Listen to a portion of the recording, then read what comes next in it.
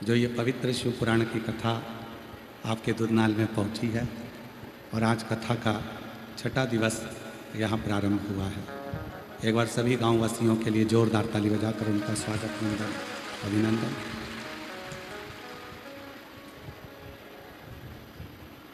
कथा के आयोजक श्री राजेंद्र आनंद राव जी पाटिल, श्रीमती सौकस्तूरी राजेंद्र जी पाटिल, श्री विकास राजेंद्र जी पाटिल, कुमारी श्वेता राजेंद्र जी पाटिल, श्री सागर राजेंद्र जी पाटिल। एक बार पाटिल परिवार के लिए जोरदार ताली बजाकर उनका स्वागत वंदन अभिनंदन, जिन्होंने इस पवित्र पावन शिव महापुराण की कथा को आयोजित कर एक छोटे से गांव में 700 लोगों की बस्ती है और इस छोटे से गांव में इतना दिव्य और भव्य आयोजन आयोजित किया। मैं श्री राजेंद्र आनंद राव पाटिल जी को बहुत बहुत साधुवाद देता हूं इस दिव्य आयोजन के लिए। एक बार जोरदार ताली बजाकर उनके लिए सांस लेता हूं। कथा मंडप में विराजमान सभी श्रोता भाई बहन, संत महात्मा, तपस्वी जन, साधक उपासक, जब तक शिव की कृपा नहीं होती तब तक जीव परमात्मा की शरणागति तक नहीं पहुंचता।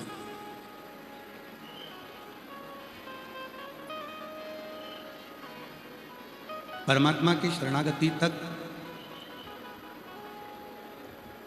जीव कब पहुंचता है? जब भगवान शिव की खुद की कृपा हो। आप सभी वो भाग्यशाली हो, शिव के पूर्व में कोई ना कोई रिश्तेदार रहे हो, इसलिए बाबा आपको कथा सुनाने के लिए पुरुषोत्तम मास में यहाँ बुला लिया।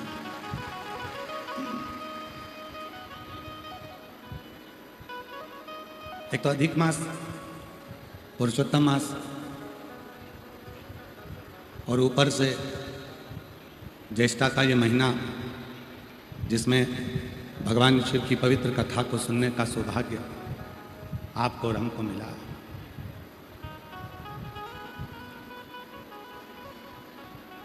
पीछे की आवाज लगा, पीछे।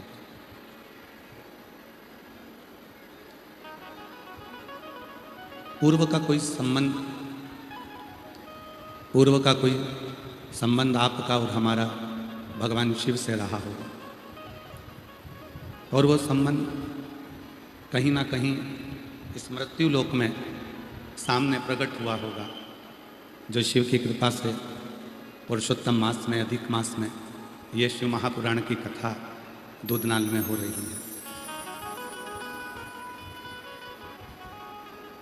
कितना समय आप भगवान को दे रहे हो, कितनी उम्र आपने भगवान को दी, कितना समय आपने भगवान को दिया। जैसे कभी कभी पत्नी कह देती है कि तुम हमको समय नहीं देते,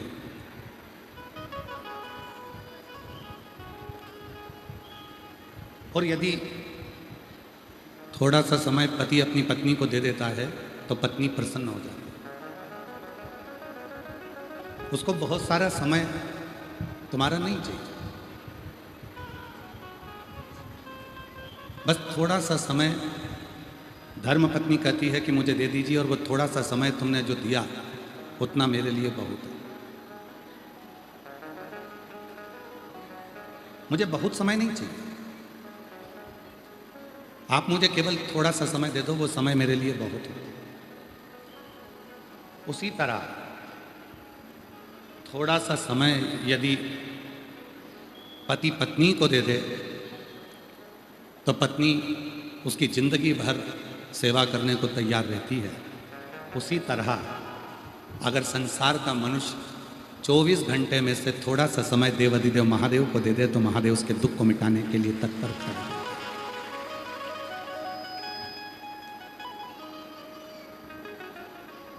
बहुत नहीं मांग रहा, मेरा देवादिदेव महादेव आपसे बहुत सारा नहीं मांग रहा।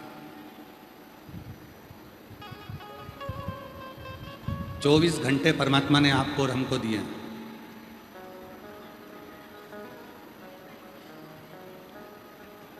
चौबीस घंटे में से अगर आप भगवान को 12 घंटे नहीं दे सकते तो मत दो, 6 घंटे भी मत दो।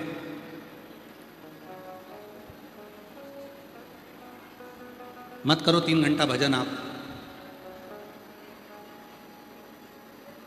पर शास्त्र कहता है 24 घंटे में से 3 घंटा भजन करो, 3 घंटा नहीं कर सकते तो 1.5 घंटा करो, 1.5 घंटा नहीं कर सकते तो 1 घंटा करो, 1 घंटा भजन नहीं कर सकते तो कम से कम आधा घंटा करो, आधा घंटा नहीं कर सकते तो 15 मिनट करो, 15 मिनट नहीं कर सकते तो 5 मिनट करो, और 5 मिनट भजन नहीं कर सकते तो 1 मिनट करो, और 1 मिनट भी नहीं कर सकते तो चुल्लू भर पानी में डूब मरो।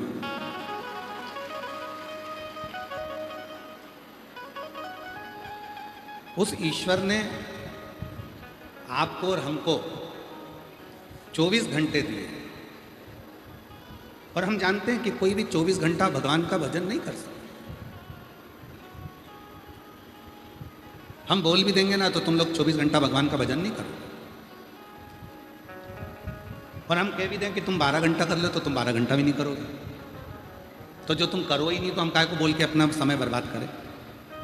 शिव पुराण कहती है 24 घंटा भजन नहीं कर सकते, 12 घंटा नहीं कर सकते, 6 घंटा नहीं कर सकते, 3 घंटा नहीं कर सकते, 1.5 घंटा नहीं कर सकते, आधा घंटा नहीं कर सकते, कम से कम 1 मिनट भी अगर आप भोलेनाथ के नाम का उच्चारण कर रहे हो, श्री शिवाय नमस्तुभ्यम कह रहे हो, नमः शिवाय कह रहे हो, ओम नमः शिवाय कह रहे हो, तो याद रखना कि तुमने जो 1 मिनट मेरे शंकर भगवान को दिया है, तुमने 1 मिनट जो मंत्र का उच्चारण किया है, एक दिन ऐसा आएगा कि जिस समय पर तुम दुख की घड़ी में खड़े होगे तब वो 1 मिनट का दिया हुआ श्री शिवाय नमस्तुभ्यम तुम्हारे सामने खड़ा होगा और तुम्हारे दुख को मिटा देगा।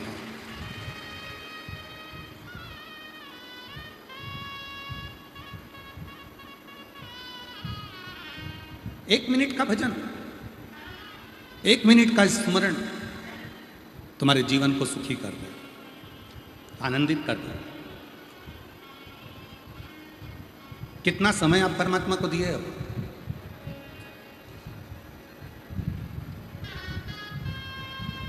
कितना समय आप भगवान को दिए हो ये आपके ऊपर निर्भर करता है।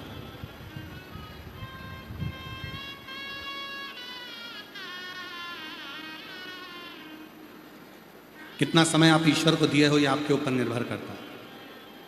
एक बहुत अच्छी बात आती है, एक संत अपनी शिष्या के घर पहुंचे।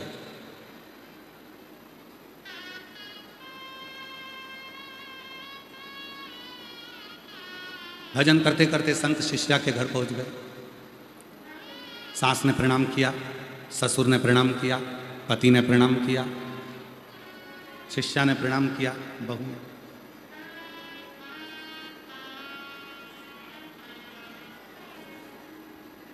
शिष्या जब आई, बहू जब आई तो बहू से पूछा, बेटा तेरे ससुर की उम्र कितनी है? शिष्या ने कहा मेरे ससुर की उम्र 15 साल।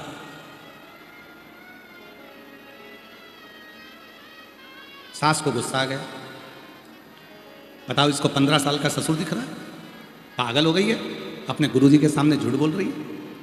फिर पूछा तेरी सास की उम्र कितनी है? तो कहा 8 साल।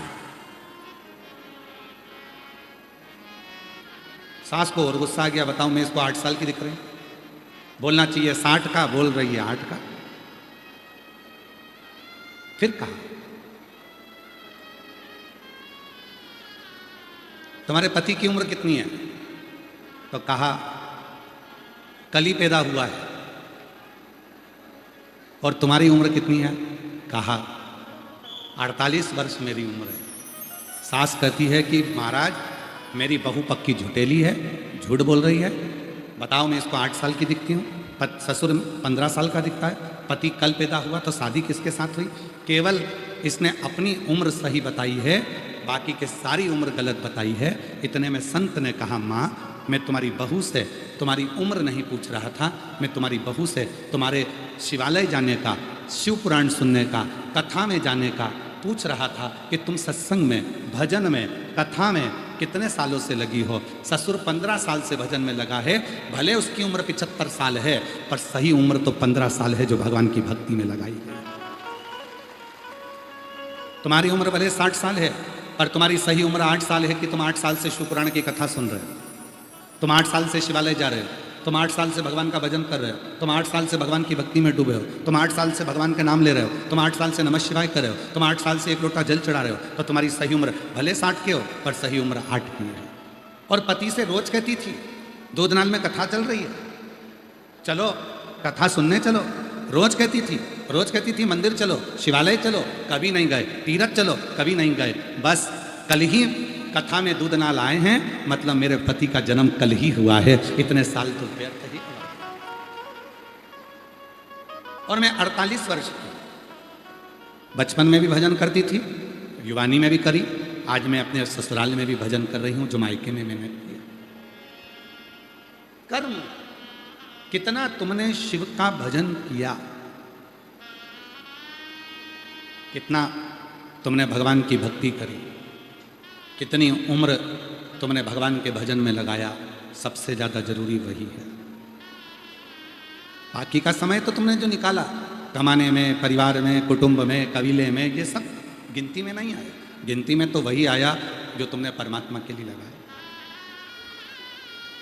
और याद रखना मेरी जीजियों, मेरे धाराशिव जिले की मेरी जीजियों, मेरे दूधनाल की जीजियों, उमरगा की जीजियों, मेरे जीजाओं, मेरी बेटियों, मेरे बेटाओं, मेरे बुजुर्ग माँ बाप, याद रखना तुमने जितना समय भगवान को दिया है, तुम्हारी अंतिम श्वास के समय पर तुम्हारे परिवार वाले डॉक्टर से कहेंगे ये पैसा रख लो, पर हमारे पति की, हमारे पत्नी की, हमारे बच्चे की, हमारे ससुर की, सास की थोड़ी सी और जी ले, थोड़ा प्राण और मिल जाए, थोड़ा और जी लें, ऐसा कुछ कर दो।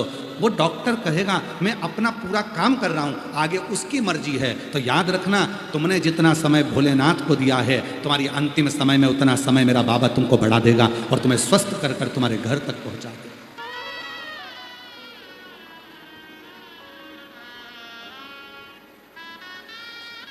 अंतिम बिंदु में हमारे दीनानाथ जी एक लाइन बड़ी अच्छी गुनगुनाते हैं, जो कोई ना दे सका, कोई भी दे सका, कोई भी आज तक, पूज्य गुरुदेव वह दे दिया आपने, जो नहीं दे सका कोई भी आज तक, पूज्य गुरुदेव वह दे दिया आपने। आपने तप किया, पुण्य हमको दिया, आपने तप किया, पुण्य हमको दिया, आपने दीप एहसान हम पर किया, आपने दीप एहसान हम पर किया, कर तितिक्षा हमें ज्ञान अमृत पिला, कर तितिक्षा हमें ज्ञान अमृत पिला, जो हमारे लिए विष पिया आपने। ये संसार का जितना विष है, संसार का जितना क्लेश है, संसार का जितना दुख है, संसार की जितनी तकलीफें हैं, संसार का जितना कष्ट है, ये सब आप जो भगवान शिव के मंदिर में जाकर एक लोटा जल समर्पित करते हो, आप जो मुख से श्री शिवाय नमस्तुभ्यम कहते हो, नमः शिवाय कहते हो, ओम नमः शिवाय जपते हो, तुम्हारे मंत्र जाप से ये हमारे संसार का सारा क्लेश, हमारे परिवार का ये सारा क्लेश, हमारे जीवन का सारा क्लेश धीरे धीरे धीरे धीरे समाप्त हो जाता है, वो समाप्त हो जाता है।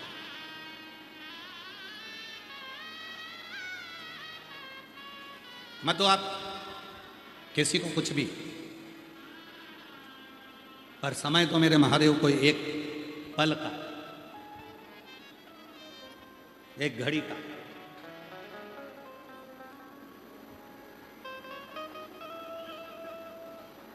कितना सुंदर कहा है, जमीन बेटे को दे दो, जमीन जायदाद बेटे को दो, बेटी को दो।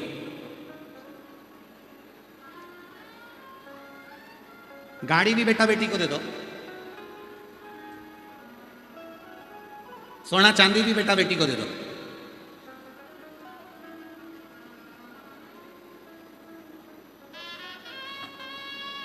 गाड़ी बंगला भी बेटा बेटी को दे दो।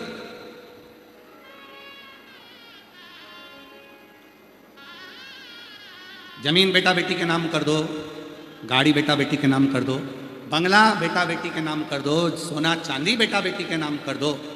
पर निवेदन है, इस जीवान को, जिभ्या को शिव के नाम कर दो। ये जिभ्या, ये जीवान, ये जिभ्या जितना शिव का भजन करेगी, ये जिभ्या जितना शंकर का नाम लेगी, तुम्हारे अंत समय में, तुम्हारे दुख की घड़ी में, तुम्हारी तकलीफ की घड़ी में वो कोई नहीं आएगा, तब ये शिव आकर खड़ा हो। अंत समय, और अंत समय प्रभु आना पड़ेगा, वचन दिया तो निभाना पड़ेगा। आए ना आए प्रभु कुटुंब कबीला, अंत समय प्रभु आना पड़ेगा। वचन दिया तो निभाना पड़ेगा, अंत समय प्रभु आना पड़ेगा। पानी कितना जरूरी है प्यास लगने पर मालूम पड़ता है, भोजन कितना जरूरी है भूख लगने पर मालूम पड़ता है। और शंकर भगवान को चढ़ाया एक लोटा जल कितना जरूरी है, तुम्हारे ऊपर दुख आने पर पता पड़ता है कि वो एक लोटा जल कितना जरूरी है। एक पत्र है, अच्छा है।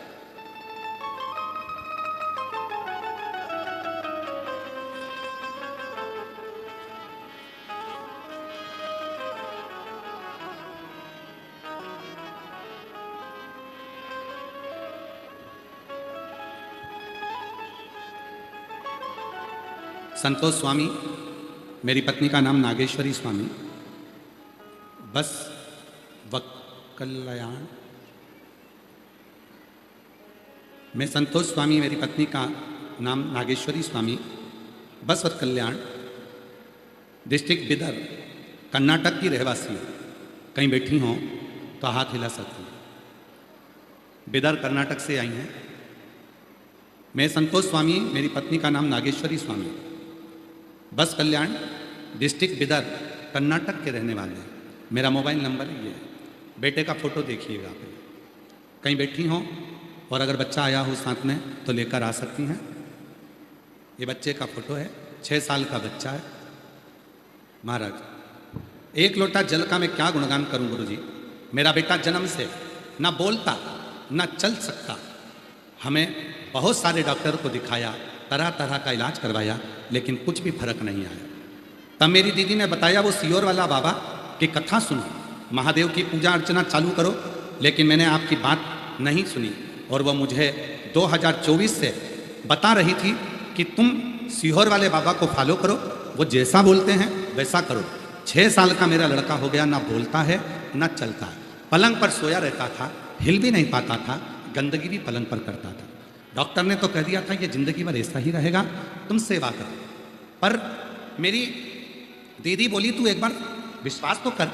हम आपको मानते नहीं थे, हमारे घर के लोग आपको नहीं मानते थे। 2024 में मेरी दीदी नहीं मानी तो वो खुद आ गई, घर पर टीवी चालू करी और हमको कथा सुनाने लगी। फिर भी हमारा मन नहीं लगता था, बच्चे को कथा सुनाने लगी। फिर हमारा धीरे धीरे मन लगना चालू हुआ। हम बहुत नज़रअंदाज किए गुरुजी आपको, हम बहुत नज़रअंदाज किए आपको। पत्र में देखो क्या लिखती हैं कि हमने बहुत नज़रअंदाज किया आपको। फिर भी 2025 में आपकी हैदराबाद में कथा हुई, तब मेरी दीदी ने कहा कि तुम्हें चलना पड़ेगा हैदराबाद। सुना है कि वहाँ कथा के पंडाल की जो मिट्टी होती है, वहाँ बैठकर जब कथा सुनी जाती है, एक साथ इतने सारे भक्त श्री शिवाय नमस्तुभ्यम जब 5 बार बोलते हैं तो लाखों में उसकी माला जप हो जाता है। और माला जपने के बाद में जैसे ही महाराज चुप होते हैं, तुम भी चुप हो जाना और अपने मन से इस बच्चे की प्रार्थना करना। जब वो 5 बार मंत्र जपते हैं तो लाखों लोग एक साथ में मंत्र जपते हैं तो वो मंत्र उसी समय पर सिद्ध हो जाता है और जो मांगो वो मिल जाता है। मेरी दीदी ने जैसा कहा, हम हमारे बच्चे को लेकर हैदराबाद की कथा में पत्नी और दीदी कथा सुनने के लिए पहुंच गए। तब महादेव की पूजा अर्चना चालू की। आपके कहने से रोज गुरुदेव 1 लोटा जल चढ़ाना प्रारंभ करा, मंदिर में झाड़ू पोछा लगाना चालू किया। फिर एक दिन सीहोर जाने का मन किया और सीहोर के लिए रवाना हुए। वहाँ दीदी कहती थी कि सीहोर वाला बाबा सीहोर में कम मिलता है, पर हमने भोलेनाथ जी को जल ही इसलिए चढ़ाया था कि जब हम सीहोर जाएं तो सीहोर वाला बाबा मिल जाए। गुरुजी, वहाँ आपके दर्शन हुए, आपने मेरे बेटे को हाथ पकड़कर देखा तो मेरा बेटा जमीन पर सोया था, चल नहीं रहा था। मेरे बेटे को आपने खड़ा करा और आपने हाथ से खड़ा करा, फिर भी मेरा बेटा चल नहीं पाया। तब आपने हमसे कहा, चिंता मत करना, कंकर शंकर की भूमि से कंकर लेकर चली जा और रुद्राक्ष लेकर चली जा, एक दिन कथा के पंडाल में तेरा बेटा चलकर आएगा। आज मेरा बेटा चलकर आया है, मैं बाबा को प्रणाम करने के लिए आया। गुरुजी, आपकी कृपा से आपने बोला था कि ये बच्चा चलने लगेगा और हम सीहोर से रुद्राक्ष लाए और कंकर लिए आए। रोज वो रुद्राक्ष का जल महादेव को चढ़ाने लगे, थोड़ा सा जल लाके बेटे को लगाने लगे। आपको बताते हुए बहुत खुशी हो रही है गुरुदेव कि मेरा बेटा 6 साल से जो चलता नहीं था और आज वो चलने लगा है और आप की और महादेव की कृपा से वो बोलने भी लगा है। यही प्रार्थना लेकर हम बाबा को नमन करने के लिए आए हैं। ये मेरे बेटे का फोटो है, बेटे का फोटो देख सकते हैं। अगर आए हों तो अपने बेटे को लेकर आ सकते हैं। और जो जैसी भावना लाया वो वैसा ही फल पाया, नहीं खाली उसे लौटाया, वो मन ही मन हर्षाया।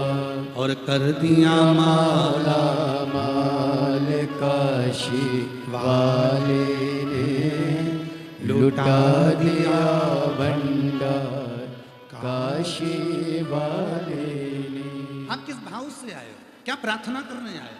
क्या निवेदन करने आए हो? आप शिव से क्या बोलने आए हो? अगर मेरे भोले बाबा को आपको नहीं देना होता तो आपको बुलाता ही नहीं।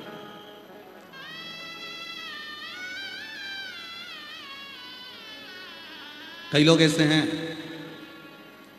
जो तैयार होकर बैठे थे कि हम कथा में जाएंगे, वो नहीं आए, दूसरी आ गई, दूसरे आ गए। गाड़ी जा रही थी, पड़ोसन को आवाज लगाया, चल रही क्या? खाली है। क्यों? तुम तो कह रही थी गाड़ी भरी हुई है। हाँ, सब जा रहे थे पर सबका कैंसिल हो गया, तू चल रही? हाँ, अब भी आई। और उसने तुरंत पाटा पाटी फाड़ के पन्नू वन्नू ले के तुरंत झोला उठा के कथा में बैठ गई। और कथा में बैठने के बाद गाड़ी में बैठकर सीधे कथा में आ गई। आने वाले थे 4 दूसरे और आ गई ये। समझ लेना मेरे भोले बाबा को अभी उनको देना नहीं था इसलिए बुलाया नहीं, तुझे देना था इसलिए हाथ पकड़ कर यहां बुलाया।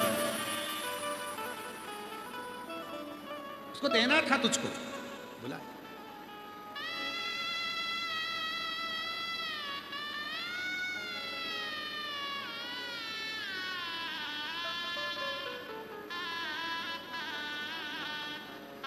और यदि आप आए हो, ये लाखों की संख्या में पहुंचे हो, पंडालों की स्थिति क्या बताएं आपको। आप लोग तो टीवी के माध्यम से, एलईडी के माध्यम से देख रहे होंगे, जितने आस्था चैनल पर कथा सुन रहे होंगे। पंडालों की स्थिति क्या बताएं आपको। पंडाल तो पंडाल के बाहर जो टेंट लगाए गए थे वो उसके बाहर, उसके बाद पीछे कहीं पहाड़ों पर, कहीं पेड़ों के नीचे, कहीं गाड़ियों में, कहीं जहाँ तहाँ ऐसा कोई स्थान नहीं है जहाँ शिव भक्त नहीं आए हैं। अगर आप एलईडी पर या आस्था चैनल पर नज़ारा देखेंगे तो आपको लगेगा कि भगवान की कृपा है कि अपन को अच्छी जगह मिल गई बैठने के लिए। ये शिव की करुणा। जहाँ तहाँ उसने बुलाया, और यदि उसने बुलाया है तो वो क्या देकर भेजेगा ये वही जान सकते। ये उसके है।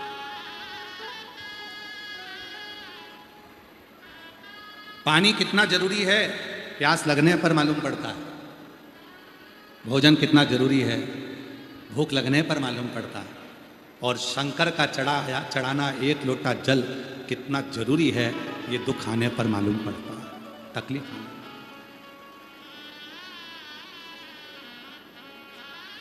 आएगा जब समय दे दो उसको समय, 2 क्षण, 2 पल, 2 घड़ी। कल हमारे राजेंद्र आनंद राव जी पाटिल साहब से बात चल रही थी, तो बता रहे थे कि हमने कहा कि आप लोग पंडाल के नज़ारे देखिए जरा, टीवी पर, आस्था चैनल पर और जरा एलईडीओं पर, कि भक्तों की भीड़ का नज़ारा देखिए कि ये शिव भक्तों का कुंभ कहाँ से आया। और गांव इतना अंदर कि 700 लोगों की बस्ती है इस गांव में, 40-50 मकान है इस गांव में, और बाबा की कृपा से 7 लाख से भी ज़्यादा शिव भक्त आज छठे दिन कथा में आकर बैठे हुए शिव भक्त। तो श्री राजेंद्र आनंद राव पाटिल जी से हम कह रहे थे कि दुधनाल गांव में कथा चल रही है, तो आसपास के गांव के बहुत लोग कथा श्रवण करने के लिए आए, बहुत सारे लोग आए। तो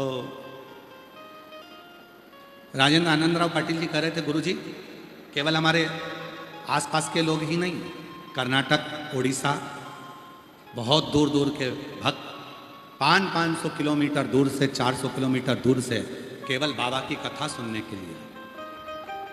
कल बता रहे थे कि गुरुजी जिनके घर में खुद नौकर लगे होंगे, जिनके घर में चाय देने वाले नौकर लगे होंगे, जिनके घर में झाड़ू पोछे वाले लगे होंगे, जिनके घर में भोजन बनाने वाले लगे होंगे, जिनके घर में बर्तन मांजने वाले लगे होंगे, ना जाने कितने बड़े बड़े घर की सेठानियां भी भोजन भंडारे में बर्तन साफ कर रही हैं और कोई भोजन बना रही हैं, कोई भोजन करा रही है।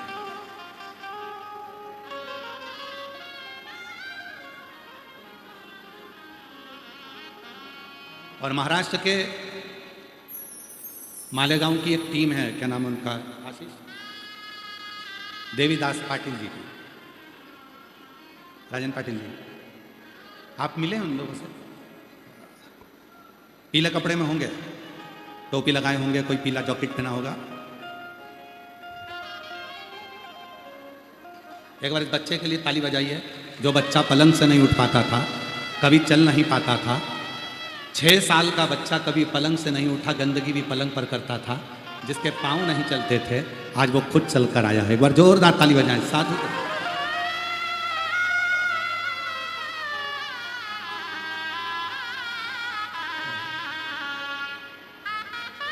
मैंने सबका होकर देख लिया, बस तेरा होना बाकी है। मैंने सबका होकर देख लिया, बस तेरा होना बाकी है। मैंने सब कुछ खोकर देख लिया, बस खुद को खोना बाकी है।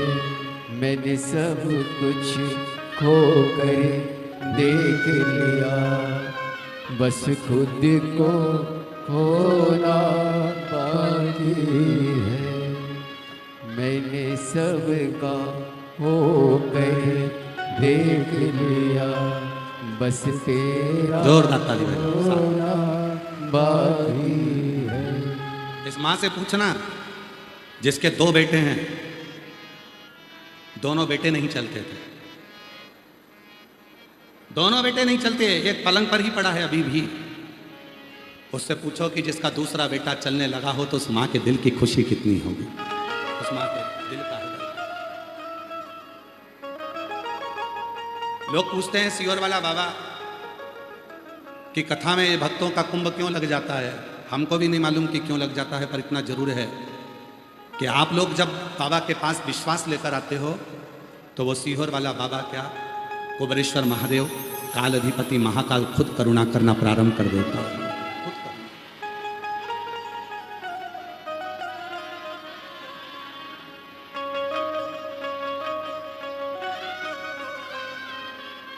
स्वयं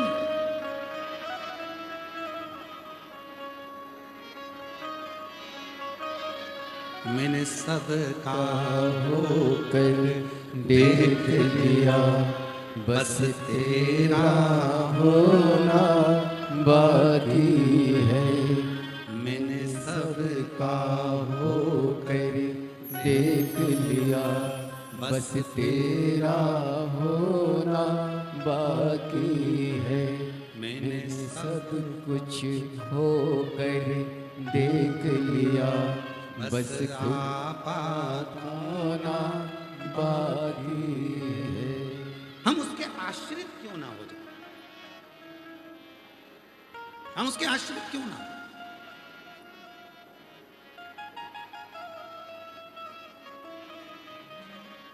आएगा समझ में जब एक लोटे जल की महत्वता, जिस दिन तुमको जरूरत पड़ेगी उस दिन वो एक लोटा जल तुम्हारे काम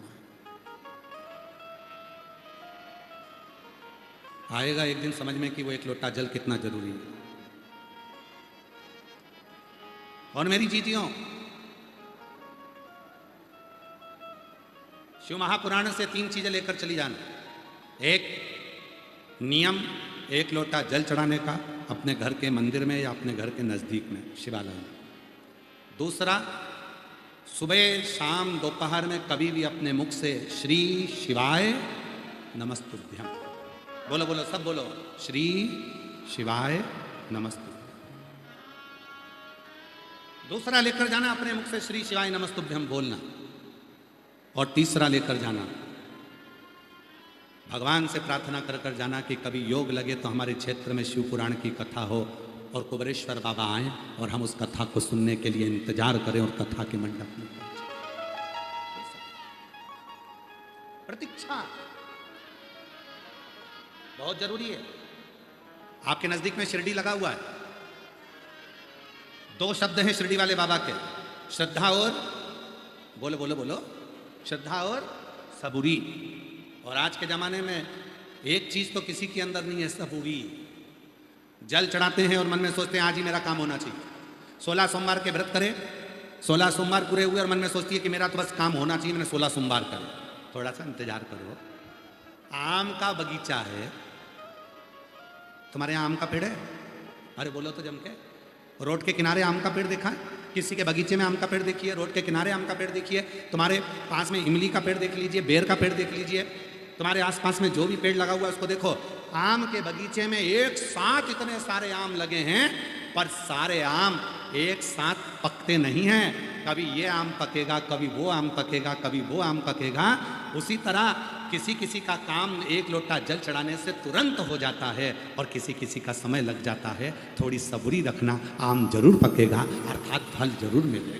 थोड़ी सबूरी, थोड़ा इंतजार करो।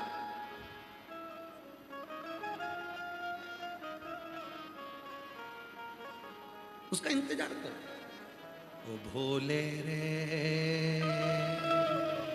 तेरे बिना भी क्या जीना, ओ शंभु रे तेरे बिना भी क्या जीना। फूलों की कलियों में, काशी की गलियों में, फूलों की कलियों में, काशी की गलियों में, तेरे बिना कुछ कहीं ना, तेरे बिना भी क्या जीना, तेरे बिना भी क्या जीना। ओ शंभु रे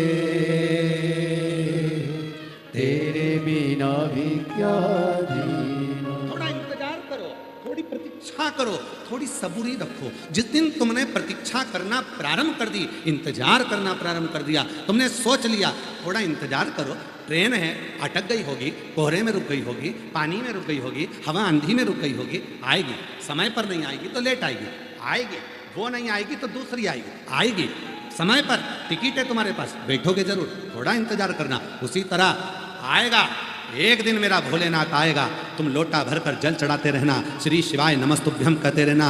अपने घर के दरवाजे पर श्री शिवाय नमस्तुभ्यम का लेबल चिपका दो, स्टिकर चिपका दो, लिख दो कि ये मेरा घर नहीं, ये शंकर का घर है। और श्री शिवाय नमस्तुभ्यम लिख गया तो समझ लेना कि एक दिन उस घर के अंदर मेरा भोले बाबा जरूर आएगा, क्योंकि वो घर तुम्हारा नहीं, शिव का होगा, वो शंकर का।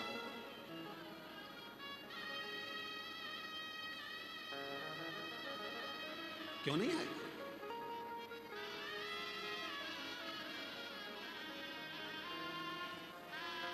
एक बार भगवान देवाधिदेव महादेव पार्वती जी के साथ बैठे थे और अपने एक भक्त को देखकर मुस्कुरा रहे थे।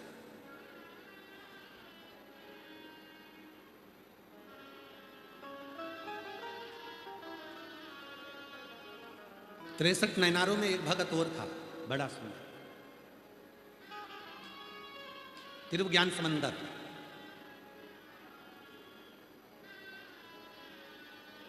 उस बच्चे का नाम था तिरु, ज्ञान समंदर तो बाद में लगाया गया। दक्षिण प्रदेश की कथा है।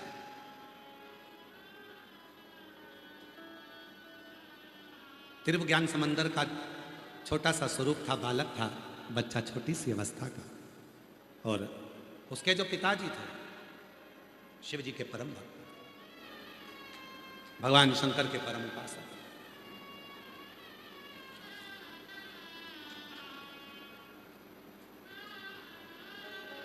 जो शिव जी का भक्त होता है वो शिव जी का पूजन की पद्धति अपने बच्चों को बताता है।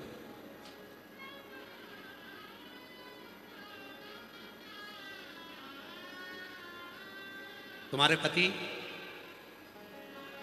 तुमको नाक की नथनी दिला दे, बड़ी सुंदर सी, तुम सिर पे पल्लू लेकर जाओ, 25 जगह जाकर अपनी नथनी को घुमाओगे, कोई पूछे तो कि मेरे पति ने दिलाई, मेरे पति ने।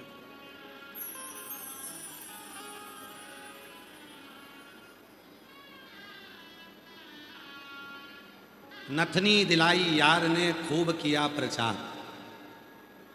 नथनी जब यार ने दिलाई, पति ने दिलाई, तो खूब किया प्रचार। उनने दिलाई है, उनने दिलाई है, उनने ही दिलाई है।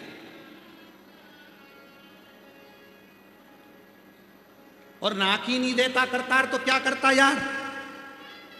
अगर मान लो भगवान नाक ही देकर नहीं भेजता तो वो यार नथनी दिला के क्या करता? शिव पुराण की कथा कहती है, अगर नथनी की तारीफ इतनी कर रहे हो कि मेरे पति ने दिलाई, मेरे पति ने दिलाई, मेरे पति ने दिलाई, तो कभी कभी 4 लोगों के सामने बैठकर उस महादेव की भी तारीफ करा करो कि ये शरीर उसने दे दिया, इससे बढ़कर क्या? इससे बढ़कर एक पत्र है, अच्छा है।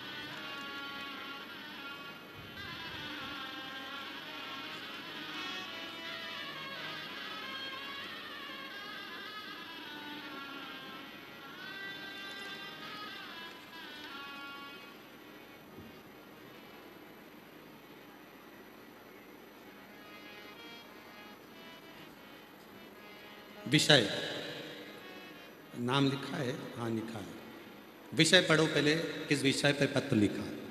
विषय, 1 साल से आंखों में एक टिक गिर गया था। आपके आशीर्वाद से भोले बाबा की कृपा का मैं क्या गुणगान करूं। मैं संतोष वागदाले, निवासी नंदी नागूर, तहसील ओराद बी, जिला बिदर, कर्नाटक से आए। कहीं बैठे हों तो हाथ हिला सकते हैं अगर कहीं बैठे हों। मेरा नाम संतोष वागदाले, निवासी नंदी नागुर, तहसील उराद बी, जिला बिदर, कर्नाटक से। आपको बताते हुए हमें अति प्रसन्नता होती है। हमारी ये पहली कथा है जिसमें हम कथा सुनने के लिए, 1 साल से मेरी आंख की टिक गिर चुकी थी।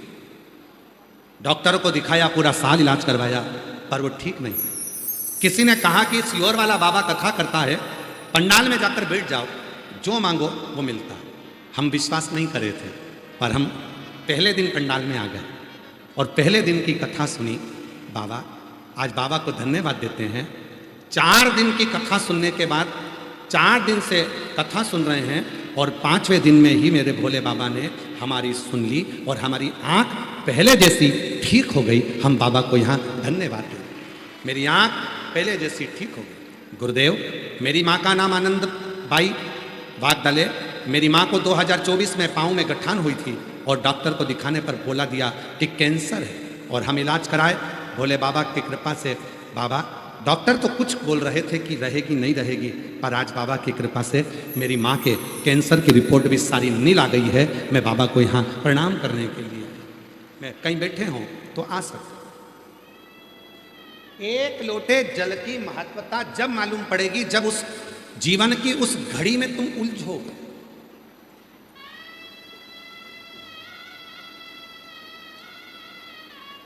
ये शिव महापुराण की कथा आप सुन रहे हो। कब मिलेगा फल इसका? कब मिलेगा? जब आप, कई लोग तो प्रैक्टिकल करने के लिए आते हैं तो 4 दिन में अपनी आंख भी ठीक करके चले जाते हैं। कब मिलेगा फल? जब तुम घर जाकर भगवान पर एक लोटा जल चढ़ाना प्रारंभ कर दोगे और शिव पर भरोसा करना प्रारंभ कर दोगे। थोड़ी सी श्रद्धा, थोड़ी सी सबूरी, थोड़ा इंतजार करोगे, प्रतीक्षा करोगे, एक दिन मेरा भोलेनाथ तुम्हारे दुखड़े मिटाकर चले जाएगा और तुम्हारी झोली खुशियों से भर जाएगी। थोड़ा इंतजार। भगवान देवादिदेव महादेव माता पार्वती जी के साथ बैठकर हंस रहा है, मुस्कुरा रहा है।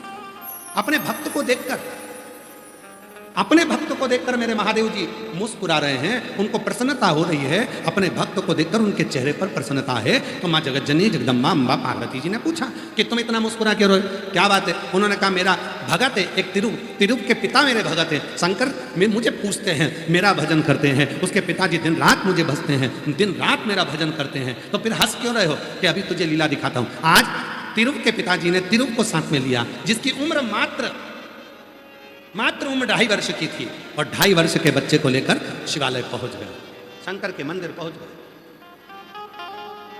बच्चे को बिठाया बाहर, तिरुप बैठे थे बाहर और तिरुप के पिता बैठे थे मंदिर के अंदर।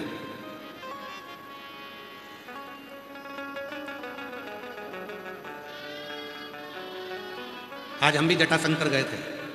जटाशंकर आज पास के गांव में जटाशंकर महादेव के दर्शन करने गए थे। अब गांव के लोगों ने हमको बिठा दिया अंदर और खुद रह गए बाहर।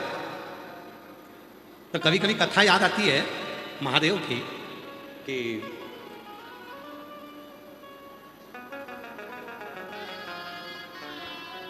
शिव जी अंदर, सियोर वाला बाबा अंदर, सारे लोग बाहर, सब बाहर। अब शिव जी पे जल चढ़ाओ, उसके पहले ही उनका जो बेलपत्र था वो नीचे गिर रहा था। जल चढ़ाने से पहले आप पूछना, वहाँ के जो महाराज जी बैठे थे पूजन कराने वाले, आप उनसे पूछना। जल चढ़ाने से पहले ही बेलपत्र गिर रहा था, फूल गिर रहे थे। वो महाराज जी बार बार उसको संभाल रहे थे। फिर जल चढ़ाना प्रारंभ किया। अब हमको खूब हंसी आए। हम बोले भोलेनाथ, अरे ओ जटाशंकर महादेव, जब भक्तों से इतना प्रेम करते हो तो छुपके क्यों बैठे रहते हो, बाहर क्यों नहीं चले जाते? हमको मालूम है तुम ये सब चीजें क्यों गिरा रहे हो, क्योंकि तुम्हारे सारे भक्त बाहर खड़े हैं, मंदिर छोटा है, सारे भक्त बाहर, तुम अंदर, इसलिए तुम धीरे धीरे उनको झांक रहे हो। जब कोई झांकता है तो ही सामान गिरता है। फिर इधर झांका, जब इतना प्रेम करते हो तो जाते क्यों नहीं बाहर?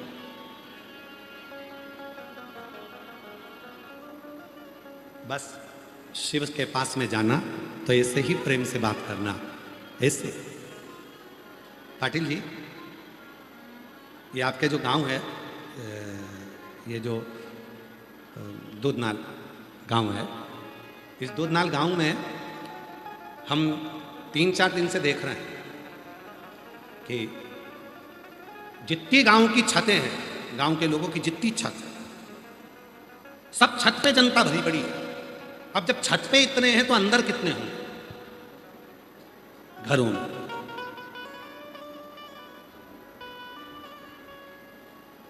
और मैं दूधनाल गांव के सभी शिव भक्तों को नमन करता हूं। दूधनाल गांव के एक एक बच्चे को मैं नमन करता हूं, जिन्होंने अपना काम बंद कर कर 7 दिन रसोई घर की सेवा, पंडाल की सेवा, पार्किंग की सेवा, व्यवस्थाओं में इन्होंने अपना रात दिन एक लगा दिया। रात दिन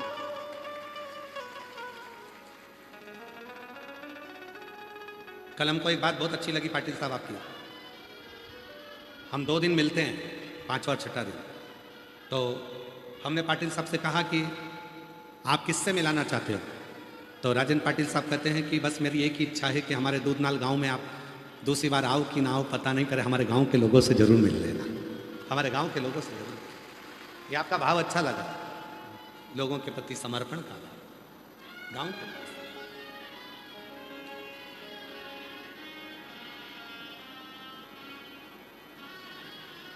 एक लोटे जल की महत्वता को जिसने जाना वो इस कथा को सुने। तिरु अपने पिता के कहने पर साथ में चल दिए। 1.5 साल, 2 साल, 2.5 साल का बच्चा मंदिर के बाहर बिठाया। पिताजी अंदर गए, मंदिर में सेवा करने लगे। पिताजी का ध्यान चले गया कि मेरे बेटा मेरे साथ में आया था, बाहर बैठा है, स्मरण नहीं आया, स्मरण नहीं आया। पूजन में लग गए, पूजन में लग गए। इसीलिए आप लोगों से कहते हैं शिव महापुराण की कथा में कभी भी आना तो सोने की चेन पहनकर मत आ, सोने का मंगलसूत्र पहनकर मत आ, सोना चांदी लेकर शिवपुराण की कथा में मत आ, महंगा महंगा सामान लेकर शिवपुराण की कथा में मत आ। क्यों?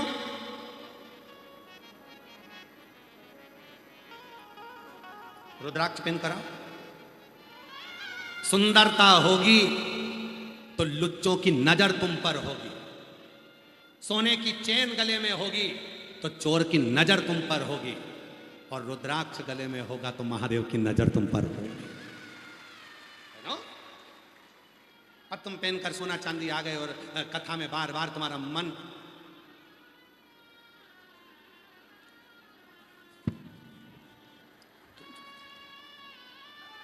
अब मोबाइल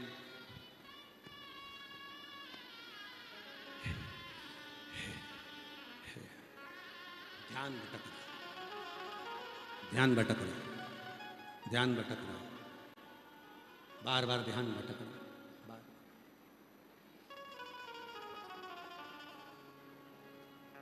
अरे भाई, पत्नी मायके में,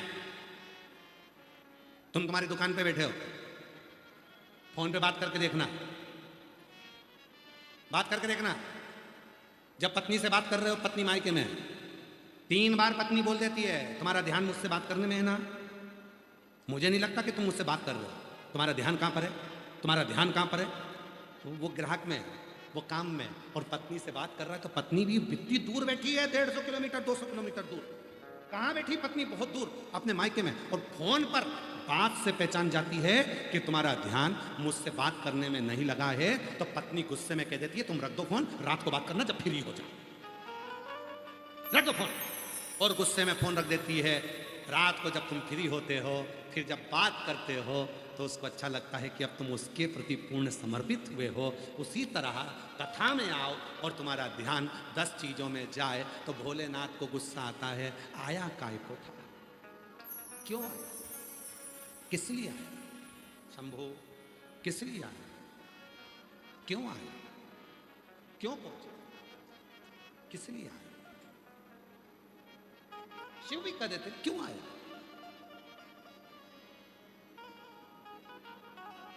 आस लेकर विश्वास लेकर जब आए हो, कोई सोना चांदी नहीं, कोई हीरा पन्ना नहीं, ऐसा सामान लेकर मत आना कि तुम्हारी कोई वस्तु चोरी चली जाए। तुम खुद आना और भोलेनाथ को अपना दिल देकर चले जाना और कह देना कि अब तुम मेरे घर पर आना। वस्तु नहीं, हृदय। महाराज, दुनिया में सबसे सरलता में मिलने वाली चीज कौन सी है? दुनिया में वो कौन सी चीज है जो सबसे जल्दी मिलती है और सबसे सरलता में मिल जाती है? सबसे आसानी से मिलने वाली, सबसे सरलता में मिलने वाली, सबसे हंसी में मिलने वाली, सबसे जल्दी मिलने वाली चीज केवल दुनिया में एक ही है, धोखा। बहुत जल्दी मिलता है, तुरंत आसानी से मिल जाता है, सरलता में मिल जाता है। और दुनिया में सबसे कठिन चीज क्या है? दुनिया की सबसे कठिन चीज है, दुनिया की सबसे कठिन चीज अगर कोई है तो आपकी इज्जत है।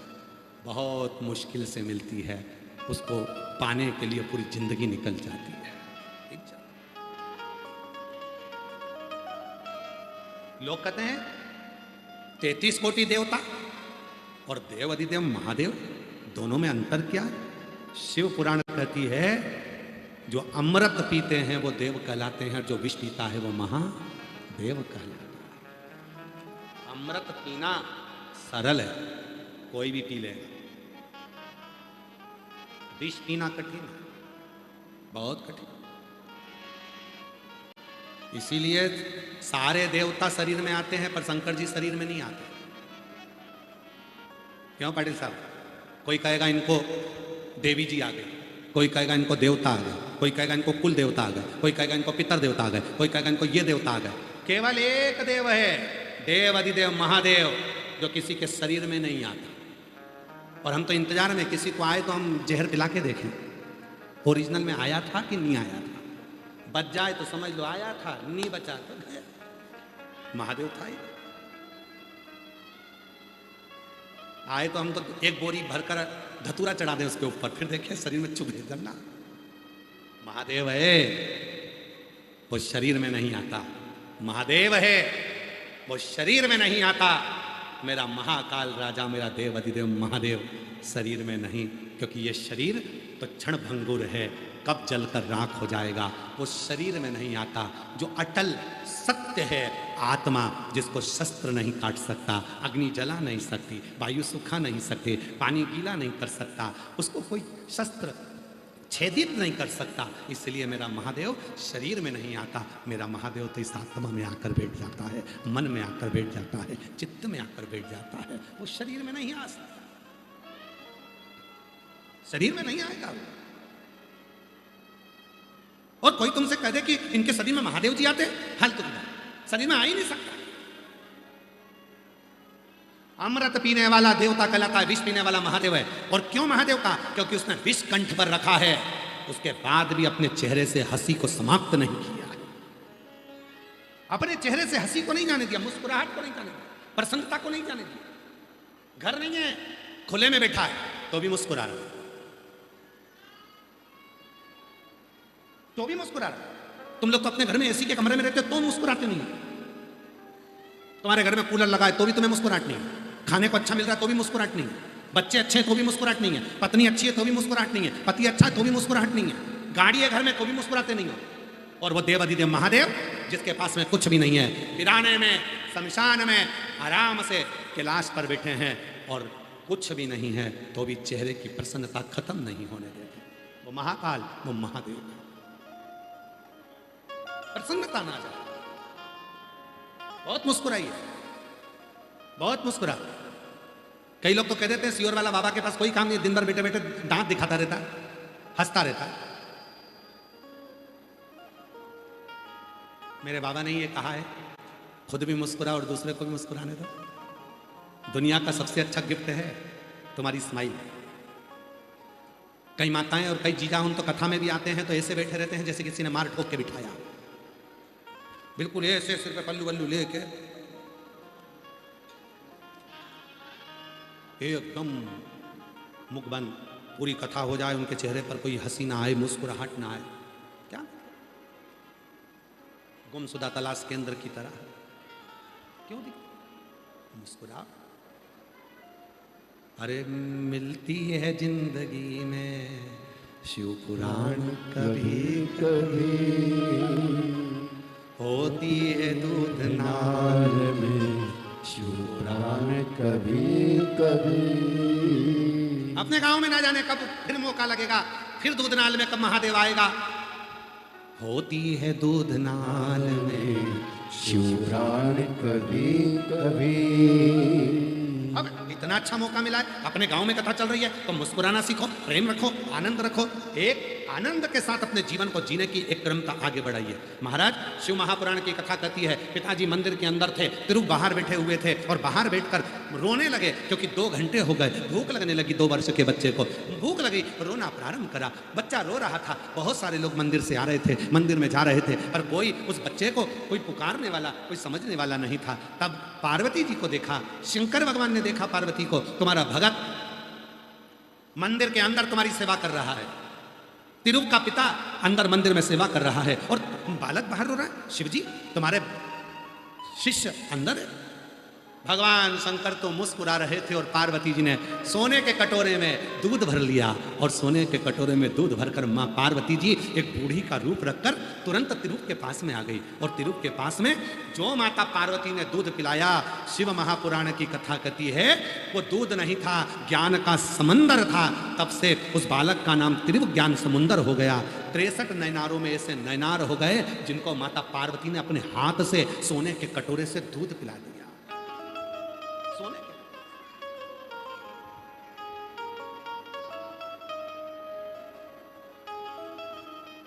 पिताजी आए बाहर, पिताजी ने देखा, पिताजी ने आकर देखा कि मेरे बेटे के मुख में दूध लग रहा है। पूछा किसने पिलाया दूध? तिरुप ज्ञान समुंदर। काशी वाले के भरोसे चलते हैं, सीहोर वाले के भरोसे चलते हैं, सीहोर वाले के भरोसे चलते हैं, हम तो बाबा के भरोसे चलते हैं, हम तो बाबा के भरोसे चलते हैं। हम उसके आश्रित होकर चलें, उसके आश्रित होकर चलेंगे तो क्यों ना संभालेगा वो। हमको लगता है बेटा हमारा, कई माताएं कहती है मेरी बेटी की शादी नहीं हो रही। हमने कहा तुम्हारी बेटी की शादी नहीं हो रही? नहीं हो रही। कितने साल की हो गई? कहा 32 साल की हो गई। कोई ने कहा 28 साल की हो गई, कोई ने कहा 40 साल की हो गई, कोई ने कहा ऐसा हो गया, कोई ने कहा हमारे बेटे की शादी नहीं हो रही। हमने कहा बेटा कितने साल का हो गया? तो क्या 42 साल का हो गया। बेटा 42 का, शादी नहीं हुई, नहीं हुई। हमने कहा तुम्हारा बेटा? हाँ। बस उलझन यही है। जिस दिन हमने ये कहना बंद कर दिया कि मेरे बेटे की शादी नहीं हो रही, आप कहो मेरे बेटे की नहीं, महादेव आपके बेटे का विवाह क्यों नहीं हो रहा? केवल पार्वती जी ने एक ही बार बोला था शंकर भगवान से।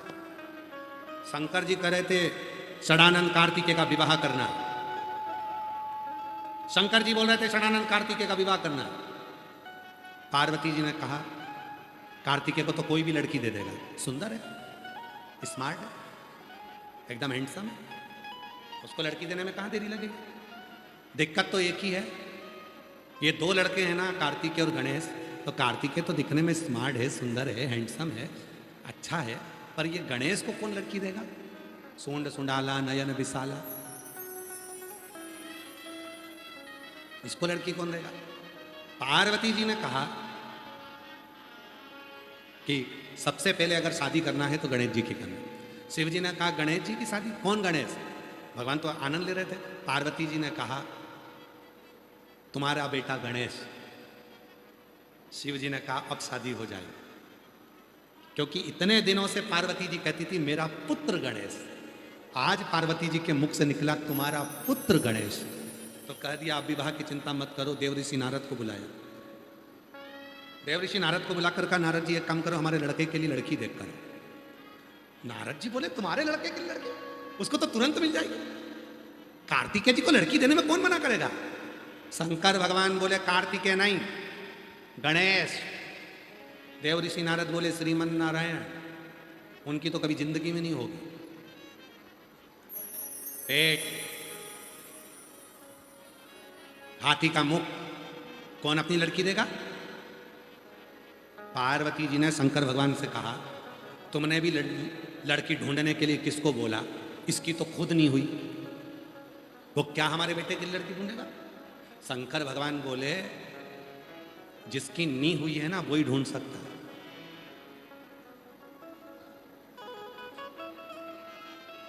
क्योंकि जिसकी नी हुई है ना उसी को मालूम रहता है किस किस के घर में कितनी लड़की है, क्योंकि वो अपने लिए ढूंढता रहता है।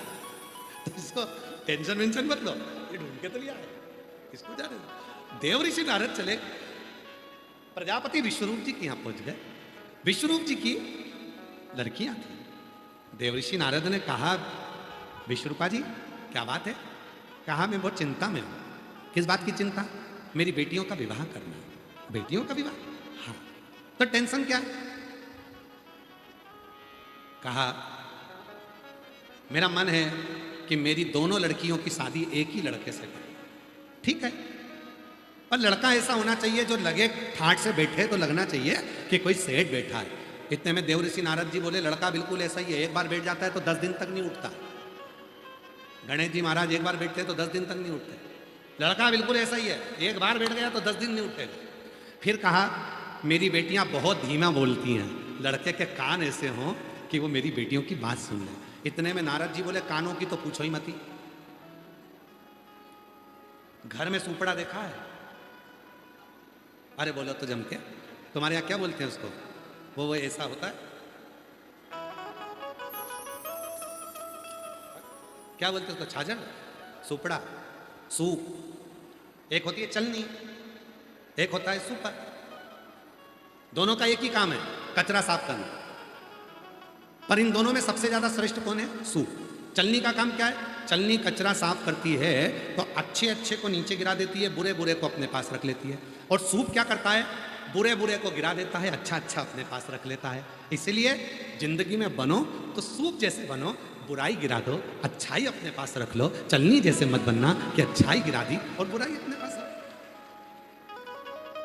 नारद जी बोल रहे हैं कानों की पूछो मत, बहुत बड़े बड़े। ठीक है।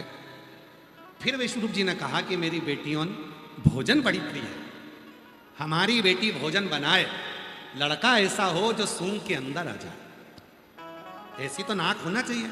इतने में नारद जी बोले नाक की तो पूछो ही मत, बैठेगा बाहर, खिड़की में से उठा के खा लेगा।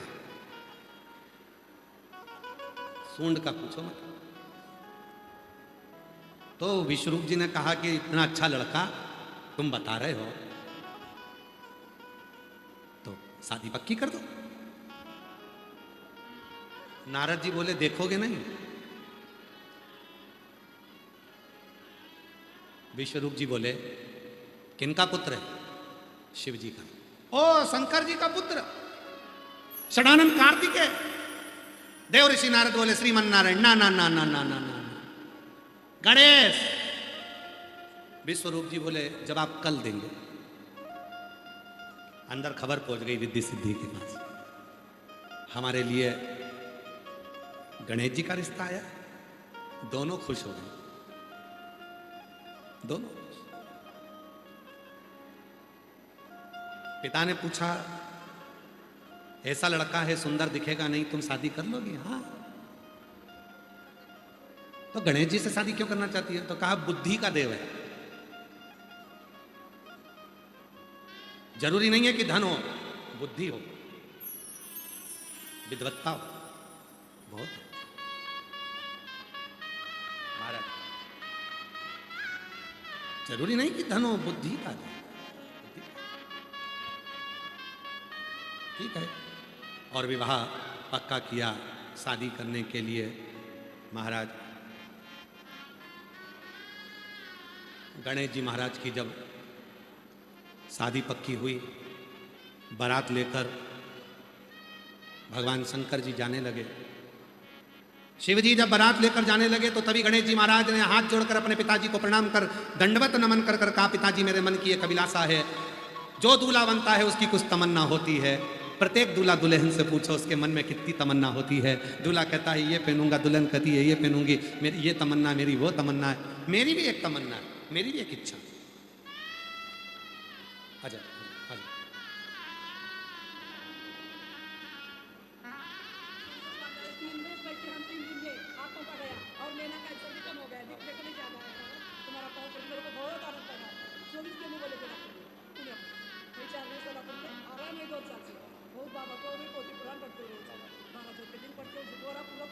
इन्हीं माँ को कैंसर हो गया था, डॉक्टर ने जवाब दे दिया था। 5 दिन से पंडाल में रहकर कथा सुन रही हैं। और आंखों का किसको प्रॉब्लम है? बाबा की कृपा, आंखों में टिक था, बाबा की कृपा से पूर्ण तरह से स्वस्थ हो गई। एक बार जोरदार ताली बजाकर साथ बाबा की। गणेश जी महाराज बोले मेरे मन की भी एक अभिलाषा है। जिस लड़के की शादी होती है उसकी अभिलाषा रहती है, ये वाला गार्डन करो, ये मुझे कार्यमंगलम होना, ऐसी बारात होना, ऐसा बैंड होना, ऐसा सूट होना। तो भगवान शंकर ने पूछा तुम्हारी क्या अभिलाषा है? गणेश जी बोले मेरे जितने सेवक हैं सब जाएंगे बारात में, सब बारात में। अब गणेश जी के सेवक कितने थे?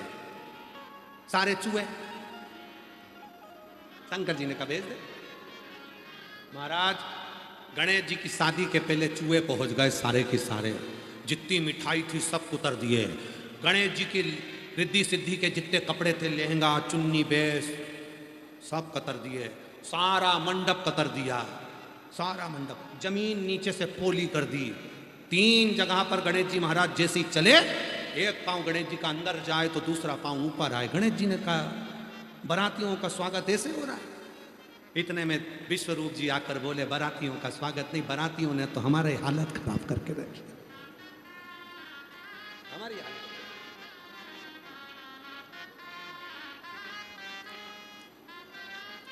पहले चूहे परेशान करते थे, आज के जमाने में भी बाराती ऐसे ही होते हैं। बारात में जाते से ही सबसे पहले ढूंढते हैं दुकान। बारात में जाते दुकान ढूंढेंगे, काहे की वो तुम सब जानते हो। गए थे 50 बाराती, लड़की के दरवाजे पर पहुंचते पहुंचते बच्चे 25 बाराती। तो पूछा 25 कहां गए? तो क्या पी के नाच रहे थे, 2 नाली में पड़े, 2 गटर में पड़े, 4 इधर पड़े, 25 गायब हो गए, 25 ही पहुंच पाए। अब दूल्हे का पिताजी बेचारा उनको गटर में से निकाल निकाल के बाहर बिठा रहा, चलो पूरे बारातियों की वीडियो बन रही है। भगवान श्री गणेश जी महाराज को मंगल विवाह की सिद्धि से महाराज। और तेरे डमरू की धुन सुन के मैं काशी नगरी आई हूँ। तेरे डमरू की धुन सुन के मैं काशी नगरी आई हूँ। तेरे डमरू की धुन सुन के मैं काशी नगरी आई हूँ।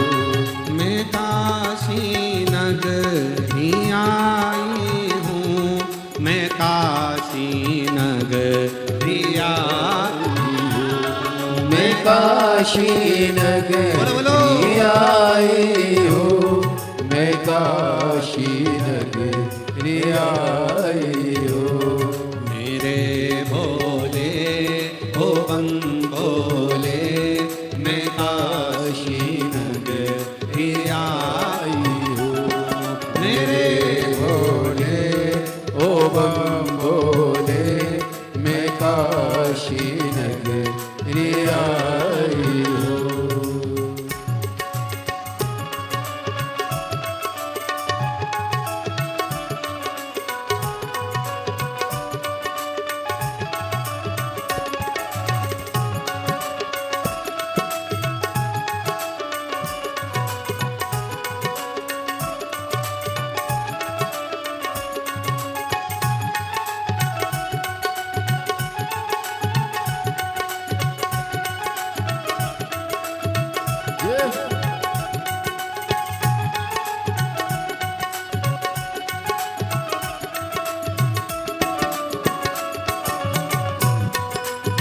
राधे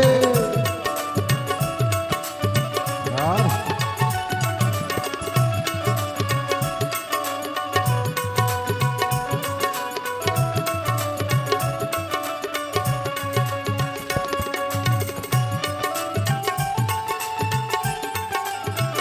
जय हो राधे।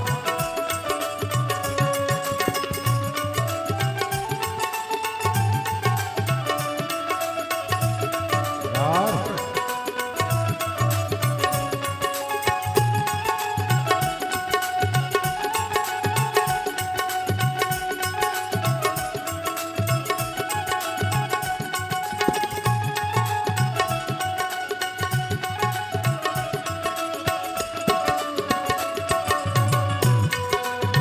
शंभो।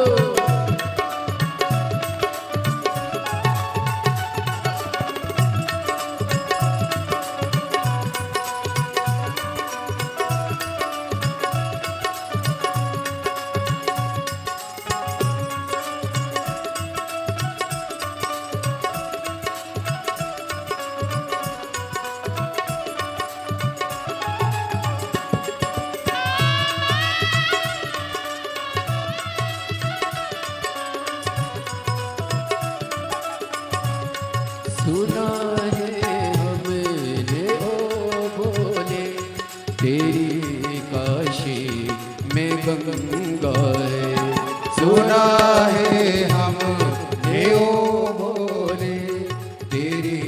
काशी में गंगा है। सुना है हमने ओ भोले तेरी काशी में गंगा है। सुना है हमने ओ भोले तेरी काशी में गंगा है। उसी गंगा में नाने को मैं काशी नगरी आई हूँ। उसी गंगा में नाने को मैं काशी नगरी आई हूँ। मेरे भोले ओ बम भोले मैं काशी नगरी आई हूँ।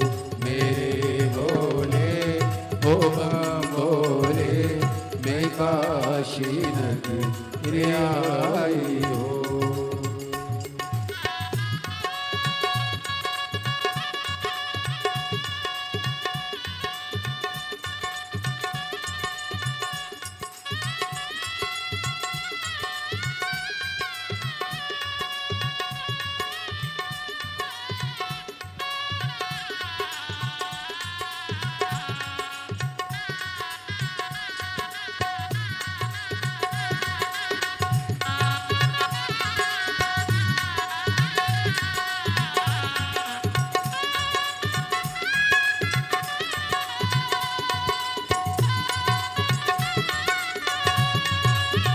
राधे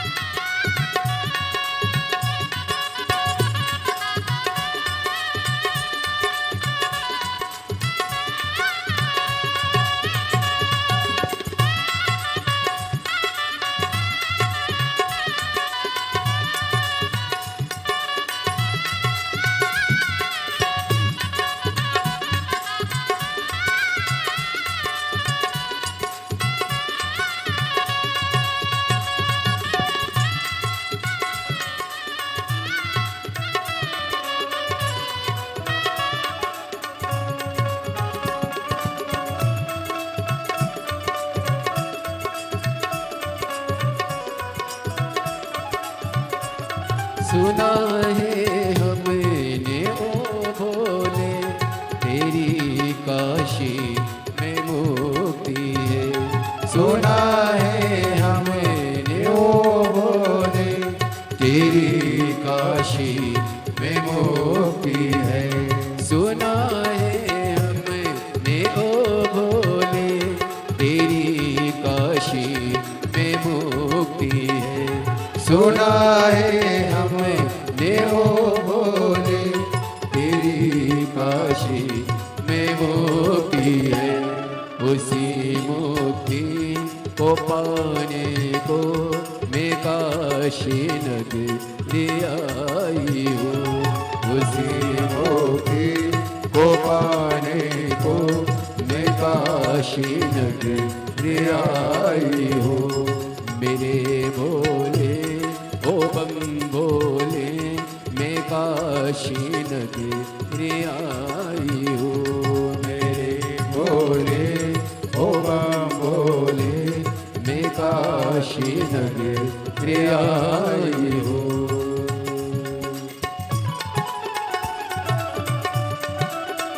राधे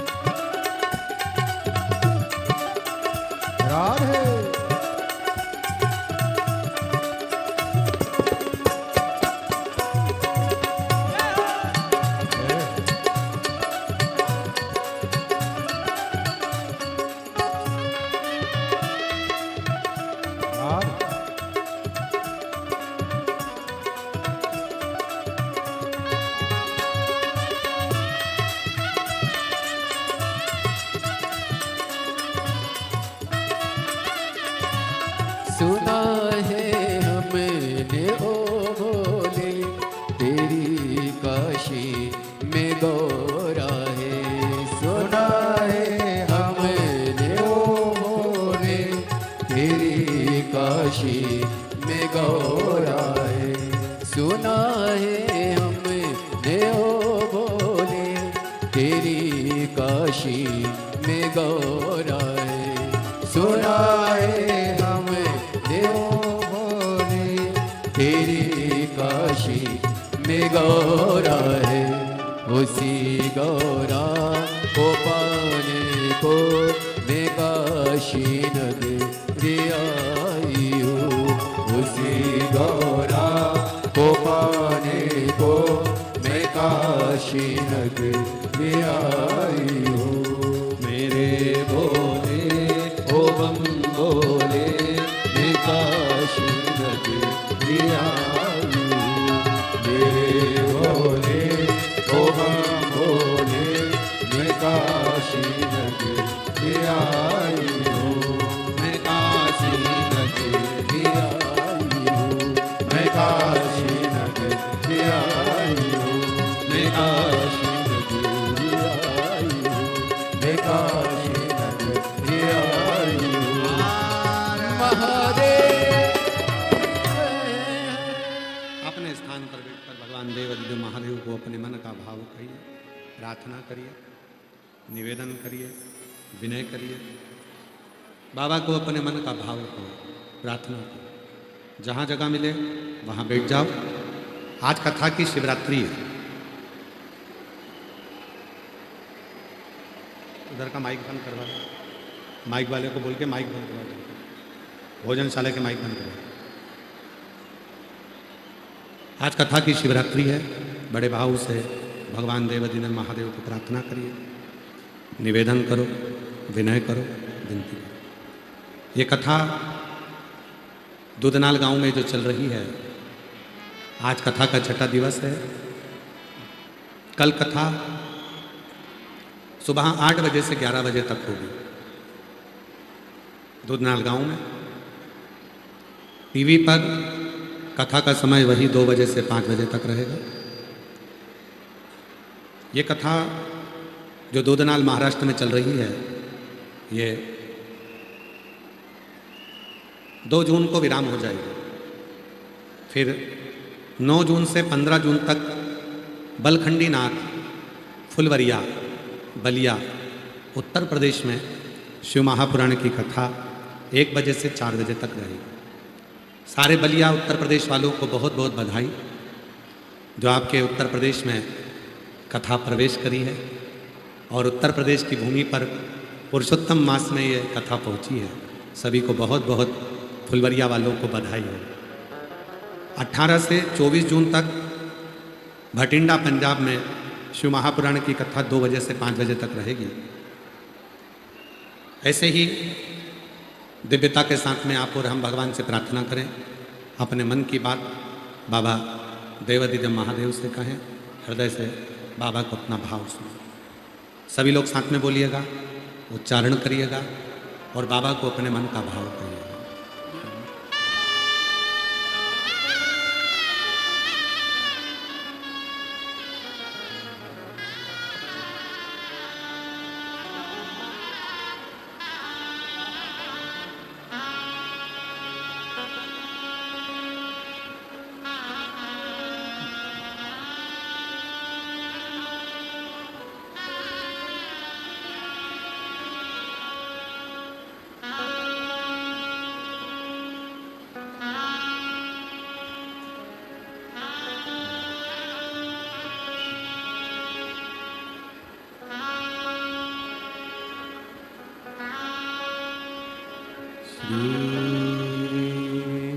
शिवाय नमस्तुभ्यं। श्री शिवाय नमस्तुभ्यं। श्री शिवाय नमस्तुभ्यं। श्री शिवाय नमस्तुभ्यं।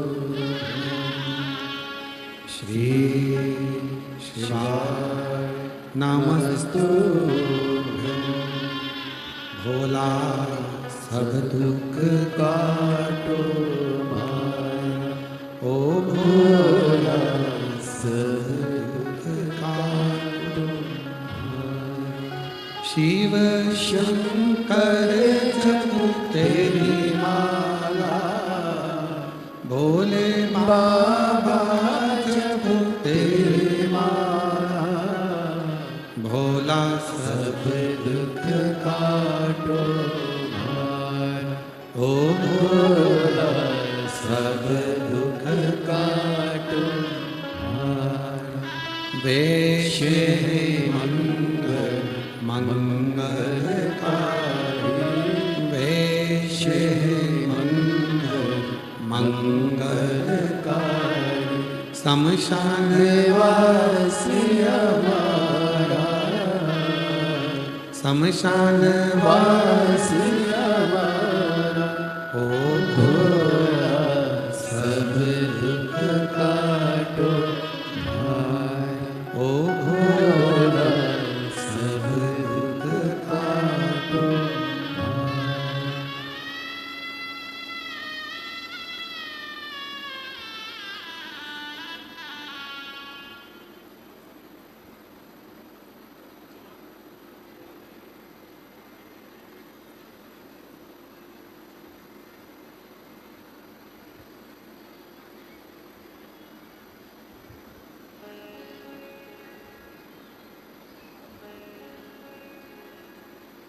बाबा देवाधिदेव महादेव भगवान शिव ओगड़दानी त्रिकालदर्शी कैलाशी अविनाशी शिव जी की कथा कर रहे हैं, भगवान शंकर का चरित्र कर रहे हैं, शिव पुराण कर रहे हैं। माँ जगतजननी जगदम्बा माता पार्वती जी स्वर्ण के पात्र में दूध पिलाकर चली जाती। हम जिस दिन तक अपने को अपने परिवार का जवाबदार स्वयं मानते हैं तब तक हमारी जवाबदारी रहती है, पर जिस दिन हमारे परिवार का पूरा भार हम शिव पर सौंप देते हैं उस दिन फिर हमारी जवाबदारी खत्म होती है। एक पत्र है, अच्छा है, देखिए अच्छा पत्र है। मैं सुप्रिया मनोहर पाटिल लातूर महाराष्ट्र की रहने वाली हूँ, कहीं बैठी हों तो हाथ हिला सकती हैं। मैं सुप्रिया मनोहर पाटिल लातूर महाराष्ट्र की रहने वाली हूँ। मेरा मोबाइल नंबर ये है। यह पत्र इस भाव के साथ लिख रही हूँ कि महादेव की असीम कृपा, एक लोटा जल आपके द्वारा बताए गए उपायों ने कैसे हमारे जीवन की दिशा ही बदल दी और हमारे दुखों को हर लिया। संघर्ष का समय, शिव भक्ति का उदय। मेरी शादी को 25 साल हो चुके हैं। हम बरसों से किराए के मकान में रह रहे थे और कर्ज के भारी बोझ तले दब चुके थे। 14 दिसंबर 2024 को इतना ज़्यादा तनाव हो गया कि सबने मन में जाने का विचार कर लिया। मकान मालिक परेशान करता, खाने के लाले पड़ गए, भोजन का भी कुछ नहीं था। घर खाली करने को मकान मालिक कहता, पैसा होता तो दूसरे के किराए के मकान में चले जाते, पर पैसा भी तो नहीं था। भोजन का भी तो लाले पड़े हुए थे, कोई साथ देने वाला भी नहीं था। उस घोर निराशा के समय में यूट्यूब पर आपकी शिव पुराण की कथा सुनी और मेरे भीतर एक नई आस, विश्वास का संचार हुआ। मैंने नियम से मंदिर जाना शुरू किया और पूरी श्रद्धा के साथ बाबा की सेवा में लग गई। शिव साधना और अटूट विश्वास। मैंने महादेव पर पूर्ण विश्वास रखते पशुपति व्रत किया। इस दौरान हमने 3 बार किराए के मकान बदलने की भी सोची, पर किराए का मकान कहाँ मिले, धन भी तो हो। फिर आपके मुख से यूट्यूब पर सुना था, अपने घर के दरवाजे पर श्री शिवाय नमस्तुभ्यम लिख दो या कोई स्टिकर चिपका दो। हमने स्टिकर खरीदने का भी धन नहीं था, तब हमने अपने घर पर श्री शिवाय नमस्तुभ्यम लिख दिया। हमको नहीं मालूम था कि वो लिखना इतना प्रबल का हो जाएगा, और बाबा की ऐसी कृपा हुई गुरुदेव, हमने झाड़ू पोछा करते हुए किराए के मकान के दरवाजे पर ही, जो हमारा खुद का तो नहीं, किराए के घर के दरवाजे पर श्री शिवाय नमस्तुभ्यम की पट्टी लगाई। श्री शिवाय नमस्तुभ्यम की पट्टी लगाई और बाबा से कहा, बाबा यह घर आपका है, हम तो बस यहाँ रहने वाले हैं। कुछ दिन बाद चाकरवाड़ी में कथा हुई। हम 3 दिन कथा के पंडाल में बैठकर कथा सुनने लगे। गुरुदेव वहाँ की मिट्टी को लेकर आ गए, घर में रखा, पूजन करना प्रारंभ करा, बाबा का भजन करना प्रारंभ करा, श्री शिवाय नमस्तुभ्यम कहना प्रारंभ करा, पशुपति व्रत करा। 5वां सोमवार ऐसा हुआ कि चमत्कार हो गया और बाबा की कृपा से आज ना जाने हमारा पुराना अटका हुआ पैसा आ गया और हमने मकान खरीद लिया। बाबा काम धंधा प्रारंभ हो गया। मेरे बच्चे जो परेशान थे, आज बाबा की कृपा से दोनों बच्चे MBBS की पढ़ाई कर रहे हैं और दोनों का MBBS चल रहा है। नीट क्लियर करा, बाबा की कृपा से गाड़ी खरीद ली, बाबा की कृपा से मकान हो गया। बाबा की कृपा से केवल श्री शिवाय नमस्तुभ्यम का जाप करते हैं और श्री शिवाय नमस्तुभ्यम लोगों से कहते हैं कि अपने घर के दरवाजे पर लिख कर देखो या स्टिकर चिपका कर देखो उसका लाभ कितना है। और जिस जिसके दरवाजे पर श्री शिवाय नमस्तुभ्यम लगा उन सबको मेरे बाबा ने निहाल कर दिया। गुरुदेव आज 25 वर्ष के बाद हमारे जीवन में खुशियाँ आई हैं।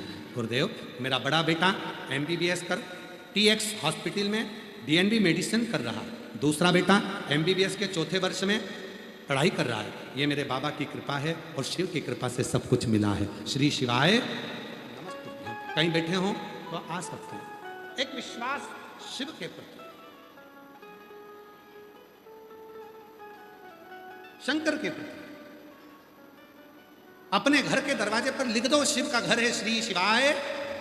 बोलो बोलो जम के बोलो, श्री शिवाय नमस्तुभ्यम। श्री शिवाय नमस्तुभ्यम का मतलब है शिव जी के चरणों को प्रणाम करता। ओम नमः शिवाय का मतलब है ब्रह्मांड के रचनाकर्ता को प्रणाम करता। नमः शिवाय का मतलब है शिव के चरणों को प्रणाम करता, नमन करता, उसको नमन करता, प्रणाम करता। महाराज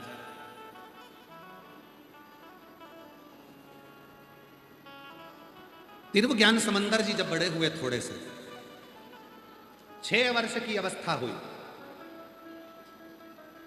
और 6 वर्ष की अवस्था में तिरुव ज्ञान समुंदर ने अपने पिता से एक प्रश्न किया। आप कहते हो कि मस्तक पर त्रिपुंड लगाना चाहिए, भस्म लगाना चाहिए, क्या इस भस्म की इतनी प्रबलता होती है? क्या इस भस्म की इतनी प्रखरता होती है? पिता ने जवाब नहीं दिया कुछ भी। एक दिन मन में संशय आ गया कि मस्तक पर लगाई गई भस्म क्या फल देती है। अब तो इसका जवाब स्वयं मुझे महादेव देंगे, कोई दूसरा जवाब नहीं देगा।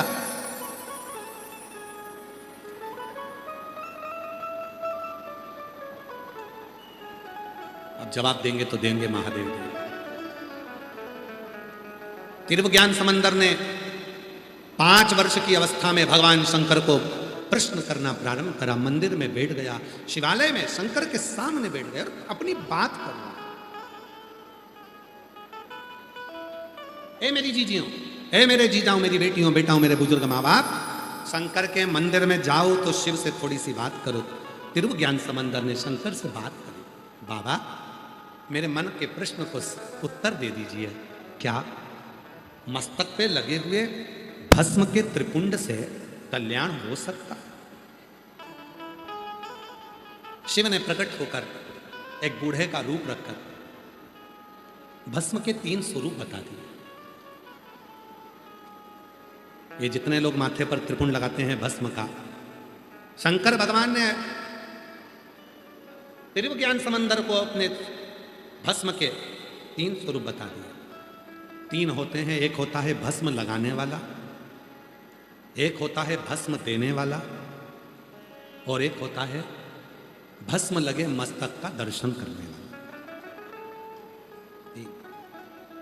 शिव जी कहते हैं सुनो, ए तिरु, बूढ़े का रूप रखकर भगवान शंकर कहते हैं एक होता है भस्म लगाने वाला।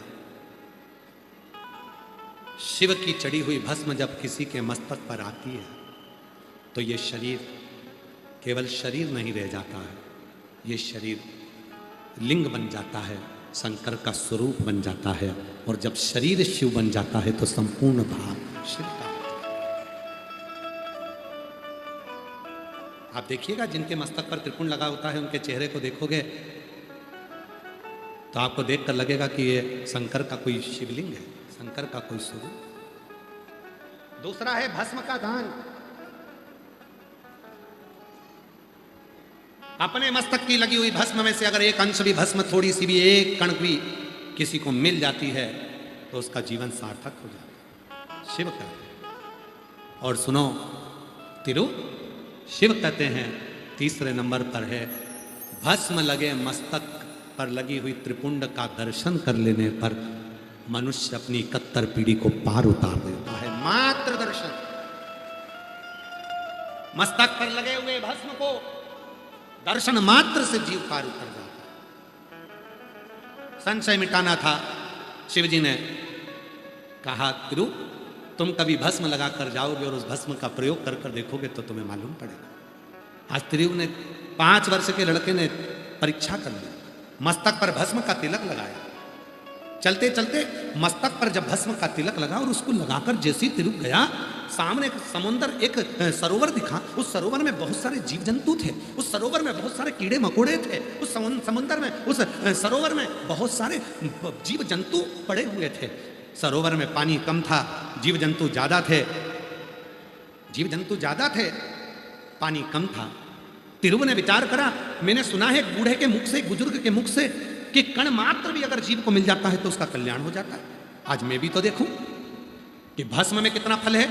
तिरु ने अपने मस्तक की भस्म में से थोड़ी सी भस्म निकालकर सरोवर में डाल दी। सरोवर में डालते ही जितने भी जीव थे, जितने जीव थे जिनका समय पूर्ण हो चुका था, वो सुंदर सुंदर वस्त्र धारण कर कर शिव धाम को जाने लगे। और जो सरोवर में बाकी के जीव थे वो शिव नाम गाने लगे। समझ में आ गया कि ये भस्म साधारण नहीं है, ये भस्म साधारण नहीं, ये भस्म साधारण नहीं है। समझ गया ये कोई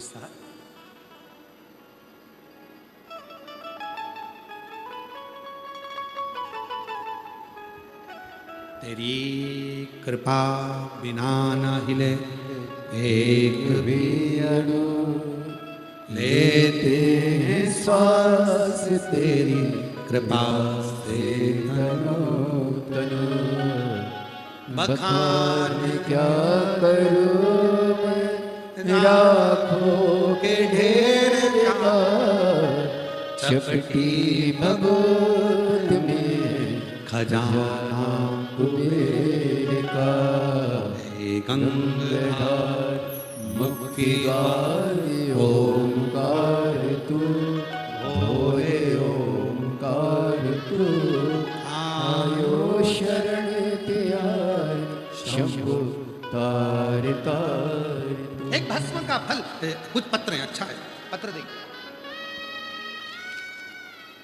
भस्म का फल देखिए गयो। मैं परवणी की कथा सुनी थी। आज 2026 में मेरे बेटे का सीए बन गया, उसकी खुशी लेकर महादेव को चरणों में दंडवत प्रणाम करने आई हूँ।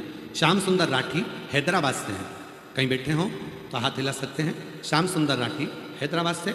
गुरुजी, मैं श्याम सुंदर राठी हैदराबाद से अपनी धर्मपत्नी जयश्री राठी पूरे परिवार की ओर से यह पत्र लिख रही हूँ।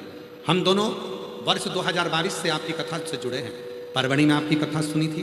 गुरुजी, परवणी की कथा में हमने अपने बेटे के लिए मांगा था कि इसका सीए क्लियर हो जाए। बाबा की कृपा से फर्स्ट रैंक में हमारे बेटे का सीए क्लियर हुआ और आज हम बाबा को यहाँ प्रणाम करने के लिए आए हैं। अगला पत्र है, गुरुजी, मैं सरस्वती महेश हसंबल, मुकाम पोस्ट बनाहड़ी, मुखेड़, जिला नांदेड़। मेरा मोबाइल नंबर ये है। गुरुदेव, मेरा विवाह 2014 में हुआ पर हमारे यहाँ संतान का सुख नहीं हुआ।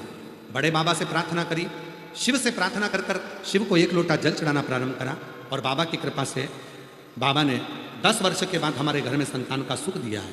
मेरा नाम सोदीपाली बसवराज रड्डे, मुकाम पोस्ट किल्लारी, तहसील ओसा, जिला लातूर से आई हूँ।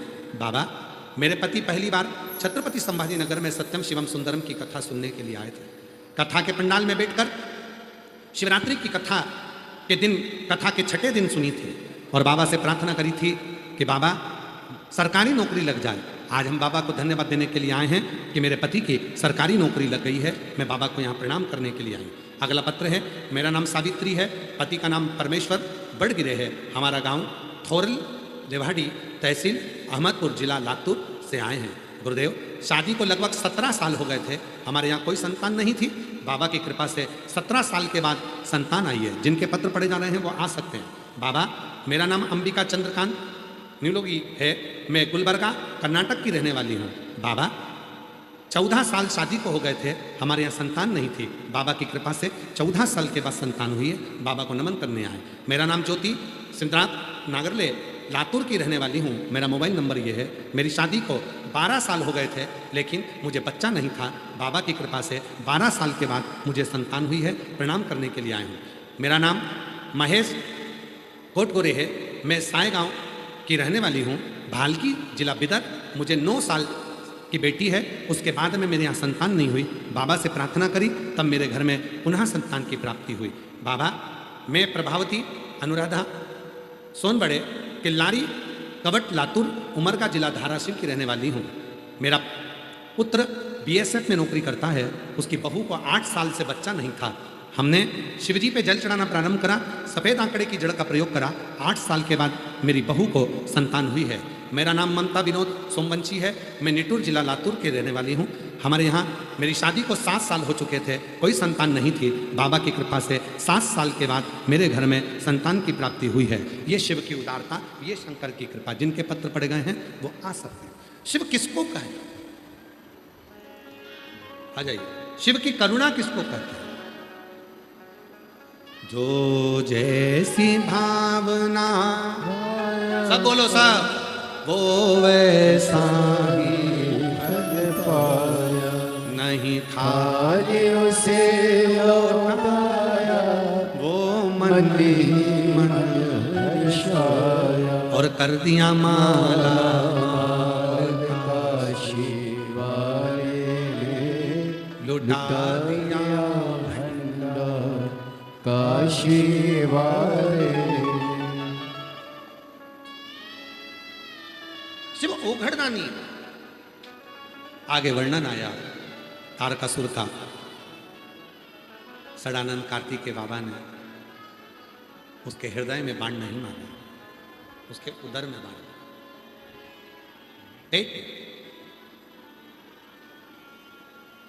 उसके हृदय में बाण नहीं मारा है मेरे शंकर भगवान के पुत्र ने, कार्तिक ने। क्यों? मां जगत जननी जगदम्बा पार्वती जी ने कह दिया था, कार्तिकेय, ये तारकासुर के हृदय में शिव बसते हैं। और जो शंकर का भक्त होता है, जो शिव का उपासक होता है, उसके हृदय को घात नहीं पहुंचाना चाहिए। जो शिव का भक्त है,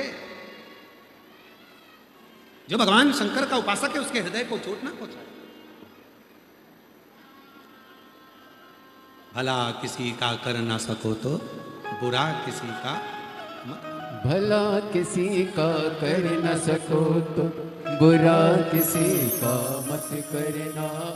पुष्प नहीं बन सकते तो तुम कांटे बन कर मत रहना। पुष्प नहीं बन सकते तो तुम कांटे बन कर मत रहना।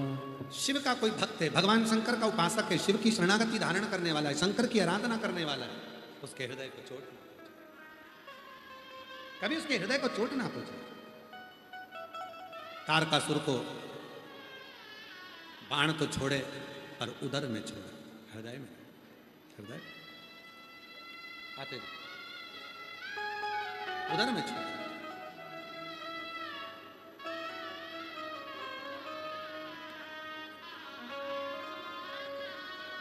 12 साल के बाद हुआ। एक बार जोरदार ताली बजाएं। शंभो प्रणाम प्रणाम।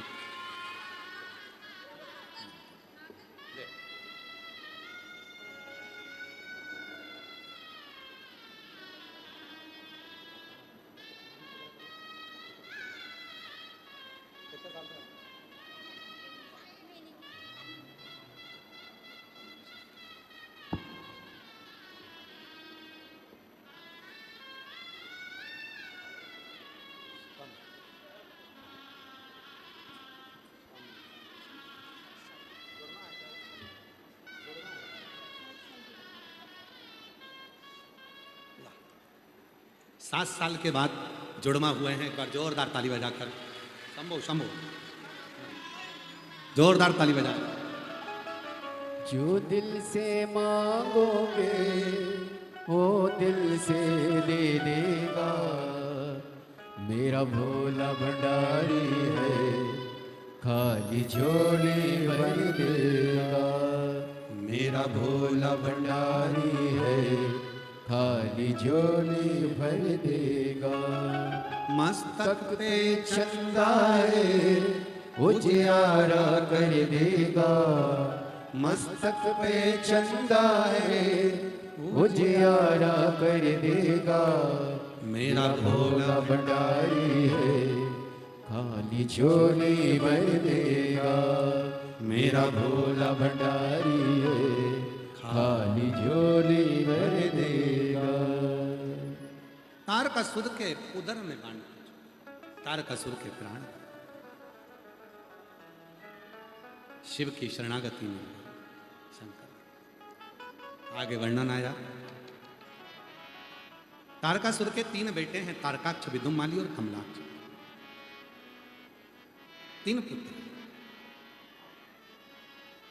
तीनों ने अलग अलग अपने अपने महल बना लिए, नगर बसा लिए और तीनों ने अलग अलग पुरी का निर्माण कर कर उसमें निवास किया। तीनों महाराज।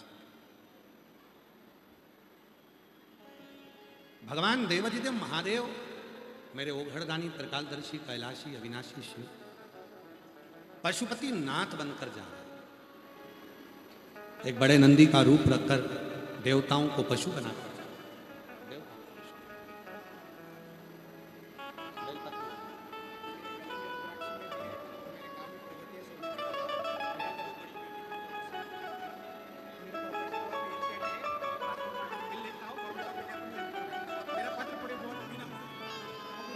मस्तक पे चंदा है उजियारा कर देगा, मस्तक पे चंदा है उजियारा कर देगा।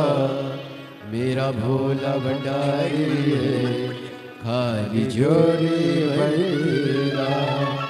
मेरा भोला भंडारी है खाली झोली भर देगा। जो दिल से मांगोगे वो 19 साल के बाद हुआ है। एक बार जोरदार ताली बजाएं। जो दिल से मांगोगे वो दिल से दे देगा। मेरा भोला भंडारी है खाली झोली भर देगा। मेरा भोला भंडारी है खाली झोली भर देगा। 14 वर्ष के बाद हुआ है। एक बार जोरदार ताली बजाएं। 14 वर्ष।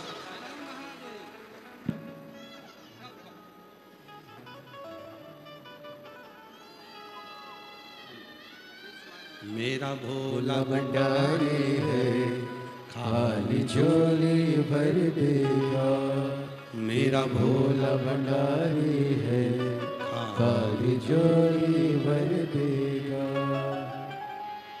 तारकासुर के 3 बेटे हैं, तारकाक्ष, विदुमाली, कमलाक्ष। तीनों उपद्री हैं। भगवान देवाधिदेव महादेव ने 33 कोटि देवताओं को पशु बनाया। शिव जी उनके पति बनकर दौड़ाते दौड़ाते तीनों को एक जगह पर एकत्रित कर लिया। तारकाक्ष विदुमाली को मारा तो कमलाक्षकी ने फरसा निकालकर शिव जी का सिर काटा, जो नंदी के रूप में। कटा हुआ सिर नेपाल में जाकर गिर गया तो वो पशुपति नाथ बना। धड़ केदार के रूप में पुजाने लगा, केदारेश्वर महादेव। भगवान शिव को लगा अगर ये आज नहीं मरा तो कभी नहीं मरेगा, तो भगवान शंकर अपने असली स्वरूप में प्रकट त्रिशूल लिया। तारकाक्ष, विदुमाली और कमलाक्ष की तीनों के संहार कर दिया। देवताओं ने पुष्पों की वृष्टि कर कर पशुपतिनाथ का जय जय घोष कर दिया। बोल पशुपतिनाथ भगवान की जय। 3 हैं, एक है पशुपत योग, एक है पशुपत अस्त्र और एक है पाशुपत व्रत। पाशुपत योग भगवान शिव के द्वारा भगवान राम जी और भगवान कृष्ण को प्राप्त हुआ।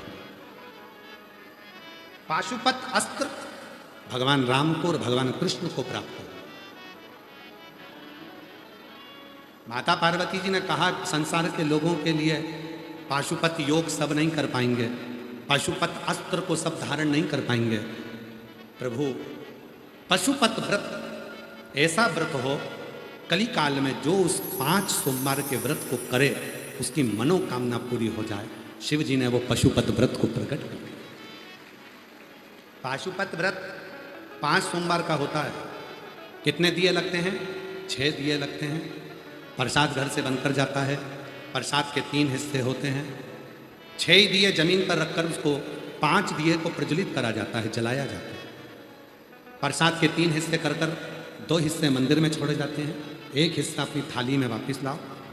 जो दिया नहीं जला है उसको लेकर आओ, भगवान को प्रार्थना करो आज मेरा पशुपति व्रत है। सुबह जो पूजन की थाली मंदिर में जाएगी वही पूजन की थाली शाम को मंदिर में जाएगी। 5 सोमवार के बीच में अगर रजोधर्म आ गया, रजस्वला धर्म आ गया, कहीं जाना पड़ गया, शादी में, ब्याह में, फंक्शन में, कोई कार्यक्रम में, कोई सूता सावड़ आदि कादिक लग गई तो व्रत को छोड़ो, अगला व्रत करो। पर गिनती में केवल 5 ही व्रत है।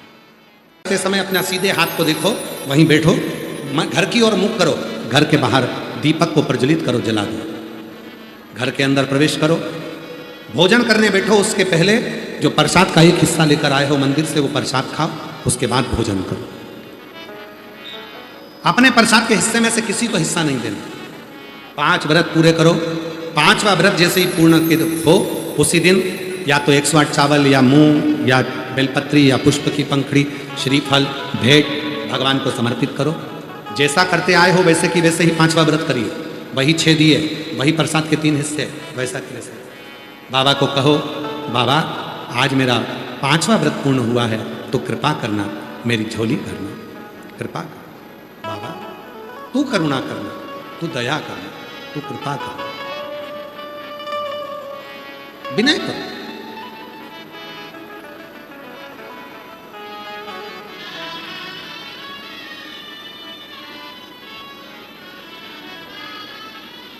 निवेदन कर कर बाबा को अपने 5 व्रत पूर्ण करो। एक बार में नहीं हो, 2-3 महीने बाद फिर करो पशुपति व्रत।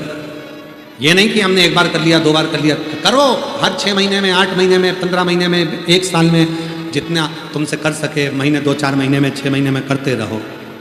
क्योंकि पाशुपत योग हम नहीं कर सकते, पाशुपत अस्त्र को प्राप्त नहीं कर सकते, तो कम से कम पशुपति व्रत कर कर अपने घर को, परिवार को, जीवन को सार्थक कर सकते हैं। पशुपति वो जीवन की सार्थकता देंगे। ऐसा सुंदर पशुपति व्रत की महत्वता कही। भगवान श्री गणेश जी महाराज आ रहे हैं, जोरदार ताली बजाकर स्वागत करिए भगवान श्री गणेश जी महाराज का। गणेश जी रिद्धि सिद्धि को लेकर पधार रहे हैं। रिद्धि सिद्धि भगवान श्री गणेश जी के गले में जयमाला पहना रहे हैं।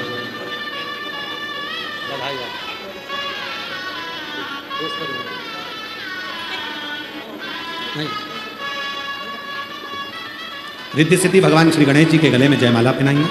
गणेश जी ने रिद्धि सिद्धि के गले में जयमाला पहनाई है। रिद्धि सिद्धि ने वही माला निकालकर वापिस श्री गणेश जी महाराज के गले में पहनाई है। गणेश जी ने अपना हस्तकमल रिद्धि सिद्धि के कंधे पर रखा। जोरदार ताली बजाइए, जोरदार आनंद के साथ भगवान गणेश जी का मंगल विवाह संपन्न हो। कल कथा का समय सुबह 8 बजे से 11 बजे तक दूधनाल की इस पवित्र धरा पर होगा। टीवी पर कथा का समय 2 बजे से 5 बजे तक होगा। ये कथा कल विराम होगी। आज कथा की शिवरात्रि रहेगी। रात को भजन करो, खूब सत्संग करो। साउंड वाले भैया भी रात को थोड़ा जो भी सीहोर के भजन है कुबरेश्वर बाबा के वो चलाएं, और आप सभी लोग भजन का आनंद लेवें रात्रि के समय पर। यह कथा कल 2 जून को विराम होगी। 9 जून से 15 जून तक बलखंडी नाथ फुलवरिया बलिया उत्तर प्रदेश में 1 बजे से 4 बजे तक कथा रहेगी। 18 जून से 24 जून तक भटिंडा पंजाब में दोपहर 2 बजे से 5 बजे तक कथा रहेगी। हर हर